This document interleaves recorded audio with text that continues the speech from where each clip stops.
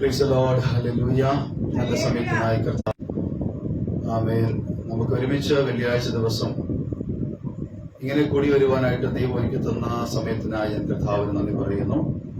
ദൈവസന്നിധിയിലായിരിക്കുന്ന എല്ലാ പ്രിയപ്പെട്ടവർക്കും GPM ചർച്ചിന്റെ നാമത്തിൽ വന്ദനത്തെ അറിയിക്കുന്നു. ഇന്ന് വെള്ളിയാഴ്ച ദിവസമാണ്. നമുക്ക് ഒരുമിച്ച് ദൈവവചനത്തിൽ നിന്ന് ചില കാര്യങ്ങൾ പഠിക്കുവാൻ ദൈവം നമ്മെ സഹായിക്കട്ടെ. ആമേൻ. പ്രാർത്ഥനയോടെ ദൈവത്തിലായിരിക്കാം. കേൾക്കുന്ന വചനം നമ്മുടെ ജീവിതത്തിൽ ഏറെ പ്രയോജനമുള്ളതായി തീരുവാൻ ദൈവം നമ്മെ സഹായിക്കേണ്ടതിനായി പ്രാർത്ഥനയോടെ ആയിരിക്കാം. ആമേൻ. ഒരു ചെറിയ ഭാഗം വായിച്ചുകൊണ്ട് ഇന്നത്തെ വചന ശുശ്രൂഷയിൽ പ്രവേശിക്കാൻ ആഗ്രഹിക്കുന്നു. മത്തായി സുവിശേഷം 12-ാം അധ്യായം 29-ാമത്തെ വാക്യം. മത്തായി സുവിശേഷം 12-ാം അധ്യായം അതിന്റെ 29-ാമത്തെ വാക്യം നമുക്ക് വായിക്കാം. ആമേൻ. Praise God, praise God, praise God, praise God. ബലവാനെ പിടിച്ചു കെട്ടിയിട്ടല്ലാതെ ബലവാന്റെ വീട്ടിൽ കിടന്ന് അവന്റെ കോപ്പ് കവർന്നു കളവാൻ എങ്ങനെ കഴിയും? പിടിച്ചു കെട്ടിയാൽ പിന്നെ അവന്റെ വീട് കവർച്ച ചെയ്യാം. ഓക്കെ, ഇവിടെ ആമേൻ, ഹല്ലേലൂയ. ദൈവമക്കൾ ആത്മീയമായ ജീവിതം നയിക്കുന്ന സമയങ്ങളിൽ, ദൈവാലയത്തിൽ വരുന്ന സമയങ്ങളിൽ, ദൈവത്തോട് ചേർന്നിരിക്കുന്ന സമയങ്ങളിൽ വെറുതെ പാട്ടുപാടിയും ആരാധിച്ചും ദൈവത്തെ മഹത്വപ്പെടുത്തിയും മാത്രം പോകുന്ന ഒരു നിലയിൽ അല്ല പിന്നെത്തിയതിൽ. അത് കൂടാതെ തന്നെ നമുക്ക് ചില ഉത്തരവാദിത്വങ്ങൾ ദൈവം വിശുദ്ധ വേദപുസ്തകത്തിലൂടെ തന്നിരിക്കുന്നു എന്നാണ് നമുക്കവിടെ വായിക്കുമ്പോൾ കാണാൻ കഴിയുന്നത്. വാക്യം ഇങ്ങനെയാണ്: ബലവാനെ പിടിച്ചു കെട്ടിയിട്ടല്ലാതെ ബലവാന്റെ വീട്ടിൽ കടന്ന് അവന്റെ കോപ്പ് കവർന്നു കളയുവാൻ എങ്ങനെ കഴിയും? പിടിച്ചു കെട്ടിയാൽ പിന്നെ അവന്റെ വീട് കവർച്ച ചെയ്യാം. ഹല്ലേലൂയ. പലപ്പോഴും നമ്മുടെ പ്രാർത്ഥനയിലൊക്കെ നമ്മുടെ കുടുംബത്തിലെ അനേക വ്യക്തിത്വങ്ങളെ ദൈവത്തിലേക്ക് കൊണ്ടുവരുവാൻ വേണ്ടി, അല്ലെങ്കിൽ ദൈവമേ അവരെ നമുക്ക് കർത്താവിന്റെ മകനായി മകളാക്കി തീർക്കണമെന്നൊക്കെ പറഞ്ഞ് നമ്മൾ പലർക്ക് വേണ്ടി പ്രാർത്ഥിക്കാറുണ്ട്. നമ്മുടെ സഭയിൽ ആത്മാക്കളെ കൂടി വരുവാൻ വേണ്ടി, കൂടുതൽ കിട്ടാൻ വേണ്ടി പ്രാർത്ഥിക്കാറുണ്ട്. പലപ്പോഴും നമ്മുടെ വിഷയങ്ങൾക്ക് മറുപടിക്കായിട്ട് നമ്മൾ ഉപവസിക്കുകയും പ്രാർത്ഥിക്കുകയൊക്കെ ചെയ്യാറുണ്ട്. എന്നാൽ പല പ്രാർത്ഥന വിഷയങ്ങൾക്കും മറുപടി കിട്ടുമ്പോൾ തന്നെ വേണ്ടതുപോലെ മറുപടി കിട്ടാത്ത ഒത്തിരി കാര്യങ്ങളുണ്ട്. എന്നാൽ കർത്താവ് യേശുക്രിസ്തു ഈ ഭാഗം തന്റെ ശിഷ്യന്മാരോട് പറയുമ്പോൾ, അന്ന് യേശു പറഞ്ഞ കാര്യം ഇന്ന് സഭയ്ക്കും അല്ലെങ്കിൽ നമുക്കും അത് ബാധകമാണ്. നമ്മളോടും കൂടിയാണ് കർത്താവ് അത് പറയുന്നത്. എന്താ കർത്താവ് പറയുന്നത്? ബലവാനെ പിടിച്ചു കെട്ടുക എന്നുള്ളൊരു കാര്യം പറയുകയാണ്. അതിനർത്ഥം കാര്യം മനസ്സിലാക്കുമ്പോൾ യേശു പറയുന്നു, ഒരു ബലവാനുണ്ട്. സ്തോത്രം. ഒരു ബലവാനുണ്ട്. അപ്പോൾ നമ്മൾ ദൈവമക്കൾ ജീവിതത്തിൽ ആഗ്രഹിക്കുന്ന വിഷയങ്ങളിൽ, പ്രാർത്ഥനാ വിഷയങ്ങളിൽ നമുക്കത് കരസ്ഥമാക്കണമെങ്കിൽ ആ വിഷയങ്ങൾ നമ്മുടെ കയ്യിൽ എത്താതെ വണ്ണം പിടിച്ചു വച്ചിരിക്കുന്ന ഒരു ബലവാനുണ്ടെന്നുള്ളത് ആദ്യം ബോധ്യപ്പെടുക എന്നുള്ളതാണ്. യോഹന്നാന്റെ സുവിശേഷം 10-ാം അധ്യായം 10-ാം വാക്യം വായിക്കുമ്പോൾ അവിടെ കാണുന്നു, ആമേൻ, അറുപ്പാനും മുടിപ്പാനും മോഷ്ടിപ്പാനും അല്ലാതെ കള്ളൻ വരുന്നില്ല. അപ്പോൾ അറുപ്പാനും മുടിപ്പാനും മോഷ്ടിപ്പാനുമായിട്ട് വരുന്ന ഒരു കള്ളനുണ്ട് എന്ന് യോഹന്നാൻ 10:10 പറയുമ്പോൾ ഇവിടെ പറയുന്നു, ഒരു ബലവാനുണ്ട്. ഒരു ബലവാൻ, നമുക്കെതിരെ പ്രവർത്തിക്കുന്ന ഈ ബലവാൻ ആരാണെന്ന് നമ്മൾ തിരിച്ചറിയണം. അപ്പോൾ നമ്മൾ വിശ്വസിക്കുന്ന നമ്മുടെ കർത്താവ് ശക്തനാണ്, സർവശക്തനാണ്. അവനെപ്പോലെ ബലമുള്ളവൻ വേറെ ആരുമില്ല. ആ വിശ്വാസത്തിലാണ് നമ്മളെല്ലാവരും ഈ യേശുവിന്റെ അരികിലേക്ക് വന്നിരിക്കുന്നത്, അല്ലെങ്കിൽ യേശുവിന്റെ അരികിൽ ആൾക്കാർ വന്നുകൊണ്ടിരിക്കുന്നത്. അപ്പോൾ നമ്മൾ വിശ്വസിക്കുന്ന കർത്താവ് സർവജ്ഞാനിയാണ്, സർവശക്തനാണ്, സർവവ്യാപിയാണ്. അപ്പോൾ ഇത്രയും ബലമുള്ള ഒരു ദൈവം നമുക്കുള്ളപ്പോൾ കർത്താവ് പറയുന്നു, നിങ്ങൾ എന്ത് ചെയ്യണം? ബലവാനെ പിടിച്ചു കെട്ടണം. ഹല്ലേലൂയ. കാരണം ജീവിതത്തിൽ നമുക്കെതിരായി പ്രവർത്തിക്കുന്ന ഒരു ബലവാനുണ്ട്. നമുക്ക് ഇപ്പോൾ തന്നെ ഒരു ഇലക്ഷൻ കഴിഞ്ഞു. പല ഗ്രൂപ്പുകൾ പലയിടത്തായിട്ട് അവർ ഇലക്ഷന് മത്സരിച്ചു. എന്നാൽ എതിർ പാർട്ടിയുടെ ബലം അറിഞ്ഞ്, എതിർ പാർട്ടിയുടെ ശക്തി അറിഞ്ഞ് അവരുടെ ഓരോ മേഖലയും കണ്ടെത്തി അതിന് വിപരീതമായിട്ട് ആരാണോ വളരെ കൂർമ്മബുദ്ധിയോടെ പ്രവർത്തിച്ചത് അവരാണ് ഇലക്ഷന് ജയിച്ചിരിക്കുന്നത്. അവരുടെ എതിരാളികളെ അവർ നിഷ്പ്രയമാക്കി അവരെ തോൽപ്പിച്ചിട്ട് അവർ ആ സ്ഥാനം പിടിച്ചെടുത്തിരിക്കുകയാണ്. ഇതുപോലെ ദൈവമക്കൾക്കെതിരായിട്ട് നിൽക്കുന്ന ഒരു ശക്തിയുണ്ട്.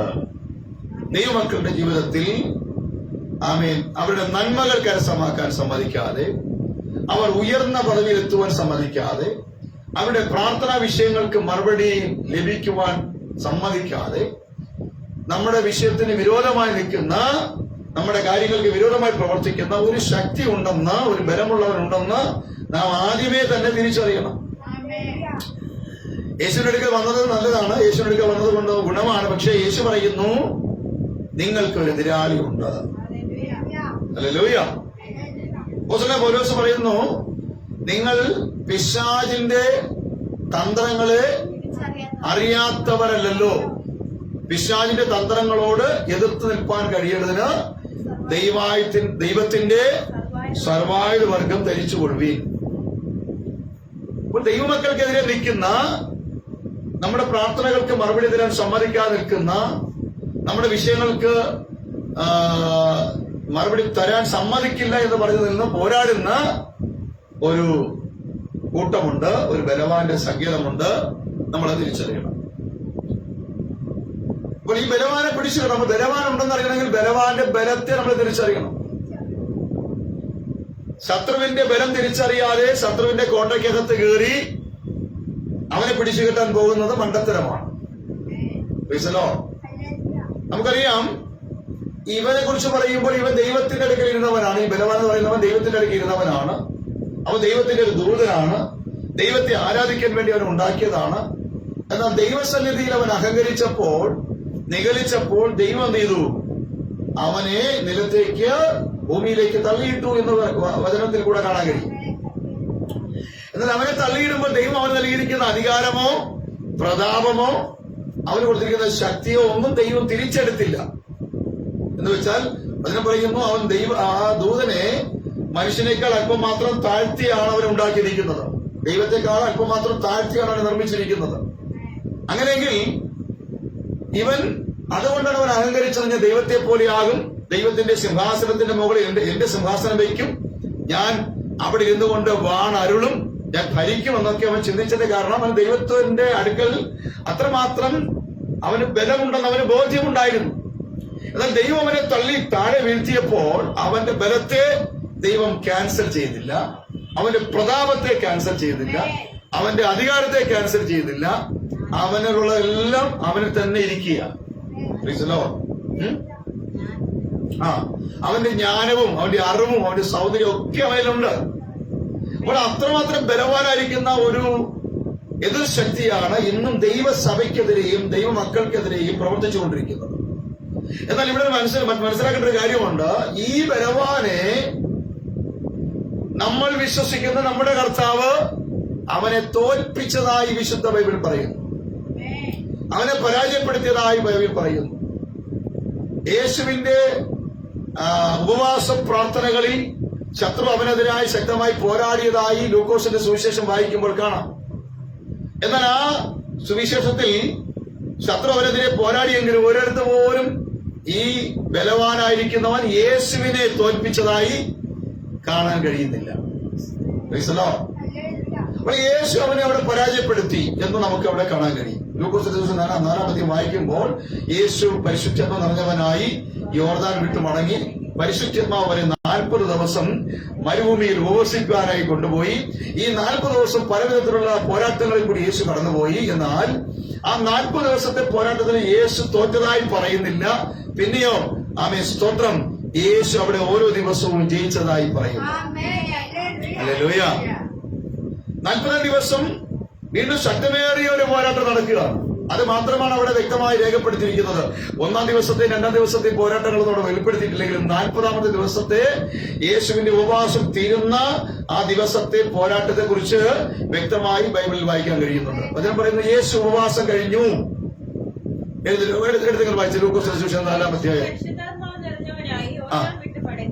ആത്മാവ് അവനെ മരുഭൂമിയിൽ ഭൂമിയിലേക്ക് നടത്തി. പിശാച് അവനെ 40 ദിവസം പരീക്ഷിച്ചു കൊണ്ടിരുന്നു. ആ ദിവസങ്ങളിൽ അവൻ ഒന്നും ഭക്ഷിച്ചില്ല. അവ കഴിഞ്ഞപ്പോൾ അവന് വിശന്നു. അപ്പോൾ പിശാച് അവനോട്, ഉപവാസം കഴിഞ്ഞിട്ട് യേശുവിന് വിശപ്പുണ്ടായപ്പോൾ ആ സമയം നോക്കി, എന്ന് പറഞ്ഞാൽ ഇതുവരെയും യേശു തന്റെ വ്യക്തിപരമായ കാര്യങ്ങൾക്ക് വേണ്ടി ഒന്നും ചെയ്തില്ല. 40 ദിവസം ദൈവവും ദൈവാത്മാവുമായിട്ട് ദൈവത്തോടൊപ്പം താൻ ഉപവസിച്ചുകൊണ്ടിരിക്കുന്ന സമയത്ത്, ആമേൻ, സ്തോത്രം, അവിടെ യേശുവിനായിട്ടൊന്നും ചെയ്തില്ല. എന്നാൽ ഇനിയിപ്പോൾ യേശു ചെയ്യാൻ പോകുന്നത് യേശുവിന്റെ ഭൗതിക ശരീരത്തിന് വേണ്ടി ചെയ്യാൻ പോവുകയാണ്. 40 ദിവസം ഭക്ഷണമില്ലായിരുന്ന യേശുവിന് ഇപ്പോൾ വിശന്നു എന്ന് പറയുന്നു. വിശന്ന യേശു ഇപ്പോൾ ആഹാരം കഴിക്കുവാനുള്ള തീരുമാനത്തിലേക്ക്, എന്ന് വെച്ചാൽ തന്റെ ഭൗതികമായ ആവശ്യങ്ങളിലേക്ക് യേശു തിരിയുകയാണ്. സ്തോത്രം. ആത്മീയമായിട്ടുള്ള കാര്യങ്ങളുമായി, ആത്മീയ വിഷയമായിട്ട് യേശു ആയിരുന്ന സമയത്ത് പോരാട്ടങ്ങൾ ഉണ്ടായിരുന്നു, പ്രതികൂലങ്ങൾ ഉണ്ടായിരുന്നു. ചിലപ്പോൾ കാറ്റടിച്ചിട്ടുണ്ടാവാം, മരുഭൂമിയാണ്, മണൽപ്പൊടികൾ യേശുവിനെ മൂടിയിട്ടുണ്ടാകാം, അല്ലെങ്കിൽ ആ മരുഭൂമിയിലെ വിഷപ്പാമ്പുകൾ യേശുവിനെതിരെ വന്നിട്ടുണ്ടാവാം, കാട്ടുമൃഗങ്ങൾ അല്ലെങ്കിൽ വന്യമൃഗങ്ങൾ യേശുവിനെതിരെ വന്നിട്ടുണ്ടാകും. പക്ഷെ അതൊന്നും യേശുവിനെ ഒന്നും ചെയ്യാൻ സാധിച്ചിട്ടില്ല. ഒരു തരത്തിൽ യേശുവിനെ തോൽപ്പിക്കാൻ കഴിഞ്ഞില്ല. കാരണം യേശു ആത്മീയമായിട്ട് ദൈവത്തോടൊപ്പം കൂടുതലായി ചേർന്നിരിക്കുന്ന സമയമായിരുന്നു. ദൈവമായി അല്ലെങ്കിൽ സൃഷ്ടികർത്താവുമായിട്ട് ചേർന്നിരിക്കുന്ന, ആത്മാവിൽ ചേർന്നിരിക്കുന്ന, പ്രാർത്ഥനയിൽ ചേർന്നിരിക്കുന്ന ഒരു ദൈവവരനെ സംബന്ധിച്ച് ശത്രുവിന് പെട്ടെന്ന് അവനെ ആക്രമിക്കുവാൻ കഴിയില്ല എന്ന് നമുക്ക് ഇതിൽ കൂടി കാണാൻ കഴിയും. ശ്രദ്ധിക്കണം ഞാൻ പറയുന്നത്. എപ്പോഴാണ് ദൈവജനത്തെയും ദൈവമക്കളെയൊക്കെ ശത്രു ആക്രമിക്കുന്നത്? യേശു ദൈവമായിട്ട് അല്ലെങ്കിൽ പിതാവുമായിട്ടുള്ള ആ കമ്മ്യൂണിക്കേഷനിൽ, പ്രാർത്ഥനയിലും ഉപവാസത്തിലും ഇരുന്നപ്പോൾ യേശുവിനെ ശത്രു തൊട്ടതായി അല്ലെങ്കിൽ യേശുവിനെതിരെ പോരാടിയതായിട്ടൊന്നും അവിടെ പറയുന്നില്ലെങ്കിലും 40ാമത്തെ ദിവസമായപ്പോൾ യേശു ഭൗതിക ലോകത്തിലേക്ക് ഇറങ്ങി വന്നു. ദൈവമക്കൾ മനസ്സിലാക്കണം, ദൈവമക്കളുടെ ജീവിതത്തിൽ ഭൗതിക ലോകത്തിലേക്ക് നാം ഇറങ്ങി വരുമ്പോൾ, ഈ ഭൗതിക ലോകത്തിലേക്ക് വരുമ്പോൾ ദൈവമായിട്ടുള്ള ബന്ധത്തിൽ നിന്ന് നാം അല്പം താഴേക്ക് ഇറങ്ങി വരികയാണ്. ഇവിടെ യേശുവിന് വിശന്നു. അതുവരെ താൻ പ്രാർത്ഥനയും പാട്ടും ഉപവാസവും ഒക്കെ ആയിട്ടിരിക്കുക, ദൈവത്തോട് ധ്യാനത്തിലിരിക്കുകയാണ്. ആ സമയത്തൊക്കെ യേശു വളരെ ഫ്രീ ആയിരുന്നു. ശത്രുക്കൾ ചുറ്റും വന്നിട്ടുണ്ടാകാം, പക്ഷെ യേശുവിനെ തൊടാൻ കഴിഞ്ഞിട്ടില്ല, യേശുവിന്റെ അടുക്കൽ ചെല്ലാൻ കഴിഞ്ഞിട്ടില്ല. എന്നാൽ ഇവിടെ നോക്കി, യേശു തന്റെ ഭൗതികമായ, എന്ന് വെച്ചാൽ വ്യക്തിപരമായ കാര്യത്തിലേക്ക്, ജീവന കാര്യത്തിലേക്ക്, ഇന്ന് ദൈവമക്കളെ ഏറ്റവും അധികവും പ്രയാസങ്ങളിലേക്ക് കടന്നു പോകുന്നത് ജീവനമായ കാര്യങ്ങൾക്ക് പോകുമ്പോഴാണ്. എന്ന് വെച്ചാൽ ദൈവത്തിൽ നിന്ന് മാറിയിട്ട് ജീവന കാര്യങ്ങളിലേക്ക് അവർ പോകുമ്പോൾ അവരുടെ ജീവിതത്തിൽ ശത്രു പ്രബലമായി എഴുന്നേറ്റ് വരുന്നത് കാണാൻ കഴിയും. എന്നാൽ ഇവിടെ നോക്കി, യേശു ഈ 40 ദിവസവും ആർജിച്ചെടുത്ത ആത്മാവിന്റെ ശക്തിയും ദൈവവചനത്തിന്റെ നിറവും ഒക്കെ യേശുവിന്റെ മേൽ ഇരിക്കുമ്പോഴും യേശുവിനെതിരായിട്ട് ശത്രു എഴുന്നേറ്റ് വന്നു. വായിക്കുന്നു, യേശുവിന് വിശന്നപ്പോൾ ഉപവാസം നിർത്തിയത് യേശു വിശപ്പ് മാറ്റാനായിട്ടുള്ള അടുത്ത നടപടിയിലേക്ക് ചിന്തകൾ കൊണ്ടുപോയപ്പോൾ അവിടെ ശത്രു വെളിപ്പെട്ടു. എന്ത് ചെയ്യുന്നു എന്ന് പറയുന്നു? വായിച്ചേ. പിശാച് അവനോട്, നീ ദൈവപുത്രൻ. ഒരു ടെസ്റ്റ് നടക്കുകയാണ്, ശ്രദ്ധിക്കണമേ. ദൈവത്തിന്റെ ആത്മമണ്ഡലത്തിൽ നിന്ന്, പിതാവിന്റെ സന്നിധിയിൽ നിന്ന് താൻ താഴേക്ക് ഇറങ്ങി വന്നപ്പോൾ ഇവിടെ ഇപ്പോൾ ഒരു പരീക്ഷ നടക്കുകയാണ്. എന്താണ്? നീ ദൈവപുത്രനാണോ എന്നൊരു ചോദ്യം.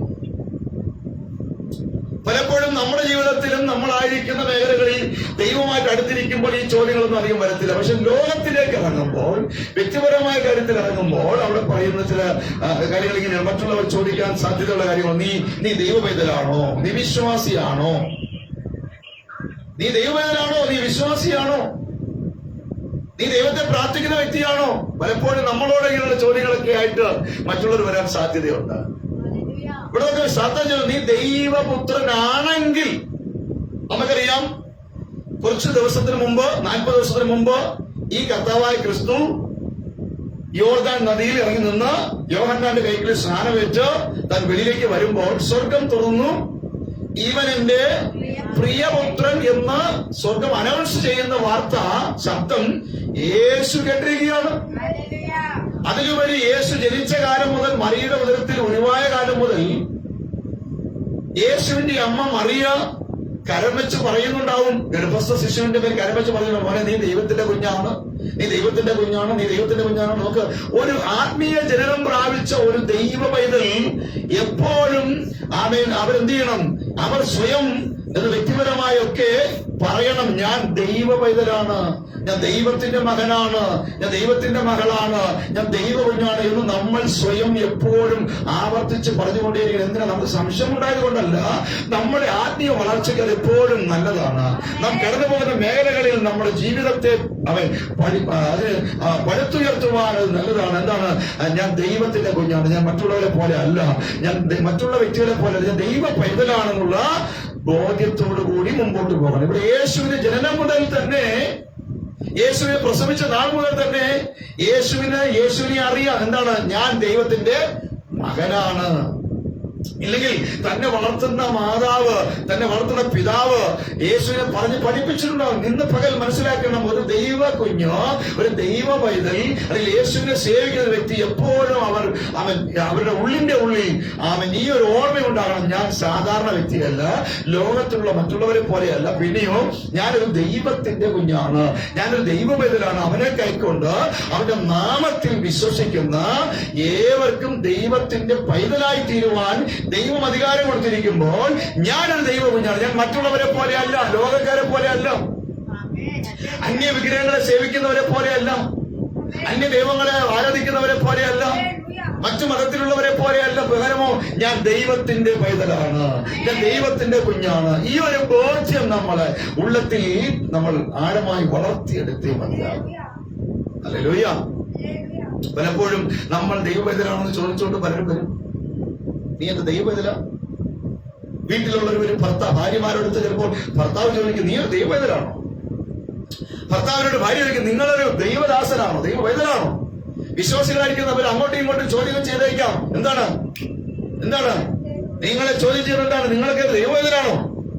എന്നാൽ നമ്മൾ ആ കാര്യത്തിൽ ഉറപ്പുള്ളവരായിരിക്കണം. നമ്മൾ യേശുവിനെ കൈക്കൊണ്ടു, യേശുവിനെ ജീവിക്കുവാൻ സമർപ്പിക്കപ്പെട്ടു, യേശുവിന്റെ നാമത്തിൽ ആരാധിക്കുന്നു, യേശുവിന്റെ വചനം വായിക്കുന്നു, യേശുവിനെ ആരാധിക്കുവാൻ സഭയായി കൂടി വരുന്ന ഞാനും നിങ്ങളും ആ കാര്യം ഉറപ്പിക്കണം. I am a son of God, I am a daughter of God. ദൈവത്തിന്റെ മകനാണ്, ദൈവത്തിന്റെ മകളാണ് എന്നുള്ള ബോധ്യം. ഇവിടെ യേശുവിന് ആ കാര്യത്തിൽ യാതൊരു സംശയമില്ല. എങ്കിലും യേശുവിനെ ഒന്നുകൂടെ ഉറപ്പിക്കാൻ വേണ്ടി സ്നാനത്തിന്റെ സമയത്ത് യേശു യോർദാനിൽ നിന്ന് കരയേറി വരുമ്പോൾ സ്വർഗം തുറന്നിട്ട് പറയുകയാണ്, ഇവൻ എന്റെ പ്രിയ പുത്രൻ, ഇവനിൽ ഞാൻ പ്രസാദിച്ചിരിക്കുന്നു. ഹല്ലേലൂയ. ഇവൻ എന്റെ പ്രിയപുത്രൻ, ഇവനിൽ ഞാൻ പ്രസാദിച്ചിരിക്കുന്നു. ഈ വാക്ക് കേട്ടുകൊണ്ട് പരിശുദ്ധാത്മാവിന്റെ ശക്തിയോടുകൂടി യേശു 40 ദിവസത്തെ ഉപവാസത്തിനായിട്ട് മരുഭൂമിയിലേക്ക് പോയി. ഈ മരുഭൂമി പോയി 40ാമത്തെ ദിവസം എന്താ കേൾക്കുന്നത്? സാത്താൻ വന്നിട്ട് എന്ത് ചെയ്യുന്നു? ദൈവം ശ്രദ്ധിച്ചാട്ടെ. സാത്താൻ എന്ത് ചെയ്യുന്നു? ഇപ്പോൾ യേശുവിനോട് ചോദ്യം ചോദിക്കുകയാണ്. എന്താ ചോദിക്കുന്നത്? നീ ലളിത കേട്ടെ, എന്തോ ശ്രദ്ധിച്ചിരുന്നാട്ടെ. നീ ദൈവ പൈതലാണെങ്കിൽ, നീ ദൈവപുത്രൻ, എങ്ങനെ കിടക്കുന്നത്? നീ ദൈവപുത്രനെങ്കിൽ, നോക്കണം, ദൈവപുത്രനാണെന്ന് രാവും പകലും തന്നെ തന്നെ പറഞ്ഞ് പഠിപ്പിച്ച് നീന്റെ 30 വയസ്സുവരെ തന്റെ ഉള്ളിൽ സംഗ്രഹിച്ചു വെച്ചിരിക്കുന്ന ഈ കാര്യത്തിൽ യേശുവിന് യാതൊരു സംശയമില്ല. പക്ഷേ നമ്മുടെ ഉള്ളിൽ ഒരു സംശയത്തെ കൊണ്ടുവരുവാനായിട്ട് സാത്താൻ ശ്രമിക്കുകയാണ്. യേശുവിന്റെ ഉള്ളിൽ ഒരു സംശയത്തെ കൊണ്ടുവന്നാൽ യേശുവിനെ ചിലപ്പോൾ പിടിച്ചെടുക്കുവാൻ കഴിയും. 40 ദിവസം ദൈവസന്നിധിയിൽ നിന്ന് ഉപവസിച്ച് പ്രാർത്ഥിച്ച് ബലം പ്രാപിച്ച് ശക്തി പ്രാപിച്ചിരിക്കുന്ന പിശാച് ആ ബലത്തെ ഇല്ലാതാക്കുവാൻ ബലവാനെന്ന് പറയുന്ന, യേശു പറഞ്ഞ ബലവാനെന്ന് പറയുന്ന ഈ സാത്താൻ യേശുവിന്റെ ബലത്തെ കുറയ്ക്കുവാനായിട്ട് ചില തന്ത്രങ്ങളുമായിട്ട് വരികയാണ്. അപ്പൊ നമ്മൾ മനസ്സിലാക്കണം, നമ്മൾ പറയുന്ന ഈ ബലവാൻ, യേശു പറഞ്ഞിരിക്കുന്ന ഈ ബലവാൻ, അവൻ സാധാരണ ശക്തിയുള്ളവനല്ല, അവൻ വളരെ തന്ത്രശാലിയാണ്. അതുകൊണ്ടാണ് പൗലോസ് പറഞ്ഞത്, പിശാചിന്റെ തന്ത്രങ്ങളെ നിങ്ങൾ അറിയാത്തവരല്ലോ. ഒരു ദൈവവേദനെ കുറിച്ച് പൗലോസ് പറയുന്നു, പൗലോസിനിപ്പോ നമ്മളോടുള്ള വിശ്വാസം എന്നതാ. പൗലോസ് ആത്മാവിൽ നമ്മളെ കാണുന്നത് എങ്ങനെയാണെന്ന് അറിയാമോ? നമ്മൾക്ക് പിശാചിന്റെ തന്ത്രങ്ങളെ അറിയാൻ കഴിയുന്ന കൃപയുണ്ട് എന്നാണ് ഇപ്പോൾ പൗലോസ് തിരിച്ചറിയുന്നത്. പൗലോസ് മനസ്സിലായി എന്ന് വെച്ചാൽ, ദൈവാത്മാവുള്ള ഏതൊരു വ്യക്തിക്കും സാത്താന്റെ തന്ത്രങ്ങളെ അറിയാൻ കഴിയും. കാരണം നമ്മുടെ ബുദ്ധിയിലും നമ്മുടെ യുക്തിയിലും നമ്മുടെ ശക്തിയിലുമല്ല തിരിച്ചറിയുന്നത്. പിന്നെയോ അവൻ നമ്മളുടെ ഉള്ളിൽ വ്യാപരിക്കുന്ന ആത്മാവ് നമുക്ക് വെളിപ്പെടുത്തി തരും. നമ്മുടെ മുമ്പിൽ നിൽക്കുന്നത് ആരാണ്? കാരണം ഒരു ആത്മാവിന് മാത്രമേ മറ്റൊരു ആത്മാവിനെ തിരിച്ചറിയാൻ കഴിയത്തുള്ളൂ. ഹല്ലേലൂയ. ഒരു ആത്മാവ്, പരിശുദ്ധാത്മാവ്, ഒരു ആത്മാവാണ്. ലൂസിഫറിന്റെ ആത്മാവ്, പിശാചിന്റെ ആത്മാവ്, അതൊരു ആത്മാവാണ്. നമുക്കറിയാം, യേശു കർത്താവ് കടലിൽ യാത്ര ചെയ്യുമ്പോൾ ശിഷ്യന്മാരുമായിട്ട് കടന്നു പോകുമ്പോൾ അവൻ യേശു പടകിൽ അമരത്ത് തലവെച്ച് ഇങ്ങനെ ഉറങ്ങിയതായി പറയും. ഈ ഉറങ്ങിക്കൊണ്ടിരിക്കുമ്പോൾ പടകിന് നേരെ കാറ്റ് ആഞ്ഞടിക്കുകയാണ്. തിരമാലകൾ കടന്നു വരുന്നു. പടകിനകത്ത് വെള്ളം നിറയുന്നു. ശിഷ്യന്മാരെന്ത് ചെയ്തു? യേശുവിനെ ഉണർത്താതെ, യേശുവിനെ ശല്യം ചെയ്യാതെ പടകിനകത്തിരുന്നുകൊണ്ട് അവരുടെ കായികമായ ബലം കൊണ്ട് അവർ എന്ത് ചെയ്തു? വള്ളത്തിലേക്ക് കടന്നു വരുന്ന കടൽ തിരമാലകളെ അവർ കോരി മാറ്റി അവർ വള്ളത്തെ മുങ്ങാതെ വണ്ണം സൂക്ഷിക്കുകയാണ്. കാര്യം എന്താ? പടകിൽ യേശുണ്ട്. ഈ പടക് മുങ്ങാൻ പാടില്ല. ശത്രുവിന്റെ ഉദ്ദേശം എന്താണ്? പടകിനെ മുക്കുക. പടകിനെ മുക്കുമ്പോൾ യേശു മുങ്ങുന്നു, ഉറങ്ങുന്ന യേശു മുങ്ങുന്നു, കൂടെയുള്ള 12 പേര് മുങ്ങുന്നു. അതിന്റെ അർത്ഥം എന്താ? ഈ 13 പേരെ മുക്കിക്കഴിഞ്ഞാൽ ഇവരെ 13 പേര് വെള്ളത്തിൽ മുങ്ങിച്ചാകും. അതോടുകൂടി ദൈവത്തിന്റെ പദ്ധതികൾ തകർക്കപ്പെടുവാൻ കഴിയും. ദൈവത്തിന്റെ പദ്ധതികൾ ഇല്ലാതാക്കാൻ കഴിയും. എന്ന് പറഞ്ഞാൽ ദൈവത്തെ ആരാധിക്കുന്ന ദൈവമഞ്ഞ് നിന്നെ മുക്കുവാനായിട്ട് പിശാചിന് പദ്ധതിയുണ്ട്. അങ്ങനെ ആ മുക്കുന്ന ലെവലിൽ നീ ആയിത്തീർന്നാൽ പിന്നെ നിന്നെ ദൈവത്തിന് ഉപയോഗിക്കാൻ പറ്റില്ല. ദൈവിക പദ്ധതികൾക്ക് നിനക്ക് നിൽക്കാൻ കഴിയത്തില്ല. നീ ആ ദൈവിക പദ്ധതികളൊക്കെ താളടിയായി താഴെ പോകും. ഞാൻ പറയുന്നത് മനസ്സിലാകുന്നുണ്ടോ? നിന്നെ മുക്കുവാനായിട്ട് ശത്രു നോക്കുകയാണ്. നിന്റെ പടകിനെ മുക്കുവാൻ നോക്കുകയാണ്. എന്നാൽ ഈ 12 പേര് യാത്ര ചെയ്യുന്ന പടകിൽ 12 പേരല്ല, 13ാമനായിട്ട് ഒരുവൻ ഇരിപ്പുണ്ട്. ഇന്ന് പകൽക്കാലം അവൻ നിങ്ങളുടെ ജീവിതത്തിന് അകത്തളങ്ങളിൽ യേശുവിന് ഒരു പ്രഥമ സ്ഥാനം കൊടുത്തിട്ടുണ്ടെങ്കിൽ, നിങ്ങളുടെ ഭവനത്തിനകത്ത് യേശുവിന് ഒരു പ്രഥമ സ്ഥാനം കൊടുത്തിട്ടുണ്ടെങ്കിൽ, നിങ്ങളുടെ ജീവിതത്തിൽ യേശുവിന് ഒരു പ്രഥമ സ്ഥാനം കൊടുത്തിട്ടുണ്ടെങ്കിൽ, അവൻ ഉന്നതമായ നിലയിൽ നിങ്ങൾ വെച്ചിട്ടുണ്ടെങ്കിൽ, ആരൊക്കെ നിങ്ങളെ മുക്കാൻ ശ്രമിച്ചാലും, നിങ്ങളാകുന്ന പടകിനെ താഴ്ത്താൻ ശ്രമിച്ചാലും അവൻ അതിനെ മുക്കിക്കളയുവാനൊക്കെ വണ്ണം സമ്മതിക്കുന്ന ഒരുവനെ അല്ല നമ്മൾ സേവിക്കുന്നത്. പിന്നെയോ അവസാന നിമിഷത്തിൽ നമുക്ക് വേണ്ടി എഴുന്നേറ്റ് വരുന്ന ഒരുവനെ കാണാൻ കഴിയും. ഹല്ലേലൂയ. പക്ഷെ പ്രഥമ സ്ഥാനം യേശുവിന് കൊടുക്കണം. നിങ്ങളുടെ ജീവിതത്തിൽ പ്രഥമ സ്ഥാനം യേശുവിന് കൊടുക്കണം. നിങ്ങളുടെ പലകിന്റെ മുകളിൽ യേശു ഇരിക്കണം. അമരത്തവൻ കാണണം. അവൻ ഉറങ്ങുകയോ ഉറങ്ങാതിരിക്കുകയോ ചെയ്യട്ടെ, അവനോട് ഉണ്ടായിരിക്കണം. നമുക്ക് ഇവിടെ വെള്ളം അടിച്ചു കയറി കാറ്റടിച്ചു പടകിങ്ങനെ വട്ടം ചുറ്റി കാണുമ്പോൾ ഏത് നിമിഷം പടകും ശിഷ്യന്മാരും യേശുവും മുങ്ങിപ്പോകാം എന്നുള്ള നില വന്നപ്പോൾ ശിഷ്യന്മാർ എന്ത് ചെയ്തു? അവരുടെ പരിശ്രമം നടത്തിയിട്ട് യേശുവിനെ ഉണർത്തുകയാണ്. യേശു എന്ന് പറയുന്ന ആരാണ്? ആത്മാവിൽ ജനിച്ചവരാണ്. യേശു എന്ന് പറയുന്ന ആരാണ്? വചനമാണ്. യേശു എന്ന് പറയുന്ന ദൈവമാണ്. അവൻ ആത്മാവാണ്. ശ്രദ്ധിക്കണം, നന്നായി മനസ്സിലാക്കണം. അവൻ വചനം ജഡമായി തീർന്നു, കൃപയും സത്യവും നിറഞ്ഞവനായി നമ്മുടെ ഇടയിൽ പാർത്തു. വചനം ജഡമായി തീർന്നു. അപ്പൊ വചനമാണിപ്പോൾ അവിടെ ഇരിക്കുന്നത്, ആത്മാവാണിപ്പോൾ അവിടെ ഇരിക്കുന്നത്. അങ്ങനെയെങ്കിൽ യേശുവാകുന്ന ആത്മാവ് പടകിൽ ഇങ്ങനെ വിശ്രമിക്കുമ്പോൾ മറ്റൊരു ആത്മാവ് കടലിന്റെ മുകളിൽ കൂടി അതിനെ ആ വെള്ളത്തെ കടത്തി വിടുകയാണ്. യേശു എന്ത് ചെയ്തു? പടകുഴിയുന്നത് കണ്ട് ശിഷ്യന്മാരുടെ ബഹളം കേട്ട് ശിഷ്യന്മാർ വിളിച്ചുണർത്തിയപ്പോൾ യേശു ഉണർന്നു. ബൈബിൾ ഇങ്ങനെ പറയുന്നു, യേശു എഴുന്നേറ്റിട്ട് അവനൊന്ന് നോക്കുകയാണ്.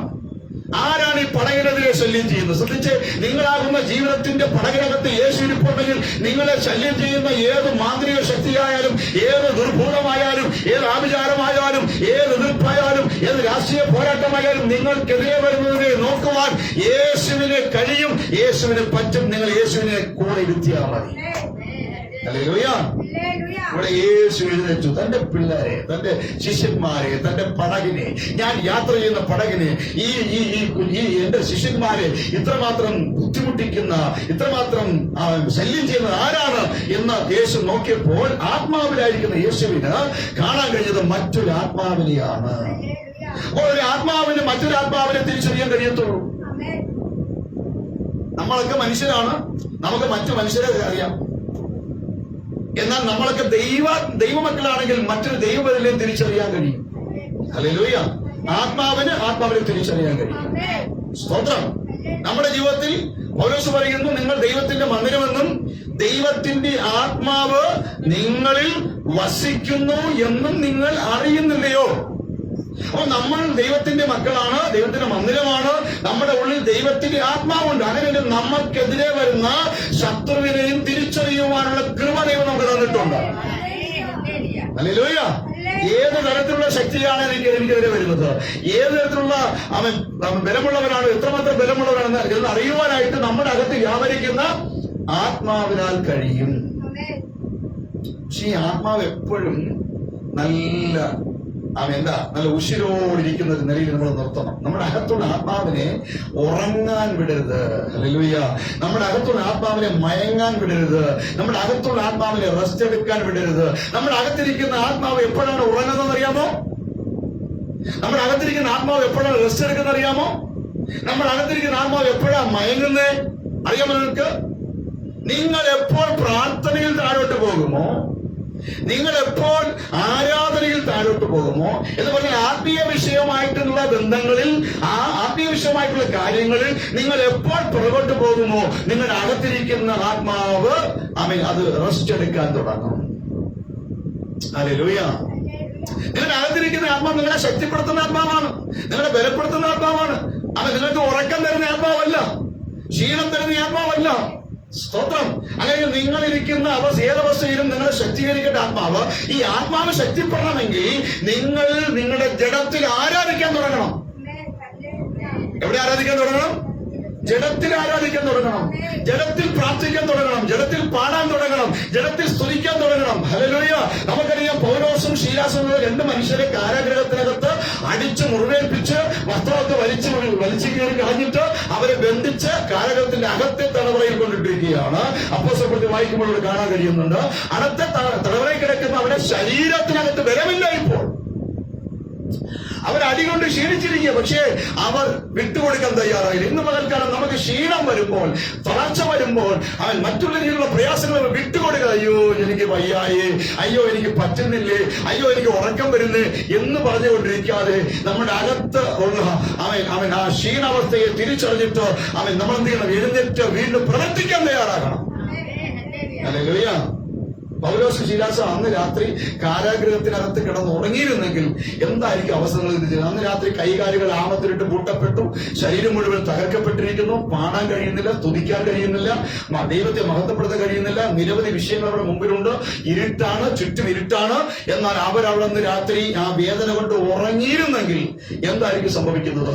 പിറ്റേ ദിവസം രാവിലെ ഇവർ രണ്ടുപേരെയും തൂക്കുകയറിൽ തൂക്കുന്നത് കാണാൻ കഴിയും. അവർക്കറിയത് ഉറങ്ങാനുള്ള സമയമല്ല, ഇത് ക്ഷീണിച്ചിരിക്കാനുള്ള സമയമല്ല. ക്ഷീണമുണ്ട്, പ്രയാസമുണ്ട്. എന്നാൽ ഇന്ന് പകർക്കാർ ആരാധനയ്ക്ക് വന്നിരിക്കും ദൈവമഞ്ഞ് എന്നെ കാണുന്ന കേൾക്കുന്ന ദൈവമേ, നീ ക്ഷീണിച്ചിരിക്കരുത്, നീ തളർന്നു പോകാൻ പാടില്ല. നിന്റെ ജഡത്തിൽ നീ ദൈവത്തെ സ്തുതിക്കാൻ തുടങ്ങണം, ദൈവത്തെ ആരാധിക്കാൻ തുടങ്ങണം, പാടാൻ തുടങ്ങണം, പ്രാർത്ഥിക്കാൻ തുടങ്ങണം. എവിടെയെങ്കിലും ക്ഷീണം എന്ന് പറഞ്ഞാൽ കട്ടിൽ കയറി കിടക്കുകയല്ല, മെത്തയെടുത്തിട്ട് കിടക്കുകയല്ല. പിന്നെയോ അടുത്ത മനുഷ്യന് ആത്മാവിൽ ജാഗരിക്കാൻ ലഭിച്ചിരിക്കുന്ന ആത്മമണ്ഡലത്തിൽ അന്യഭാഷയിൽ അവൻ ദൈവത്തെ സ്തുതിച്ച് സ്തുതിച്ച് സ്തുതിച്ച് സ്തുതിച്ച് മുകളിലേക്ക് കയറി വരുന്ന അനുഭവത്തിലേക്ക്. അയ്യോ എനിക്ക് വയ്യേ, എനിക്ക് ഒട്ടും വയ്യേ എന്ന് പറഞ്ഞു.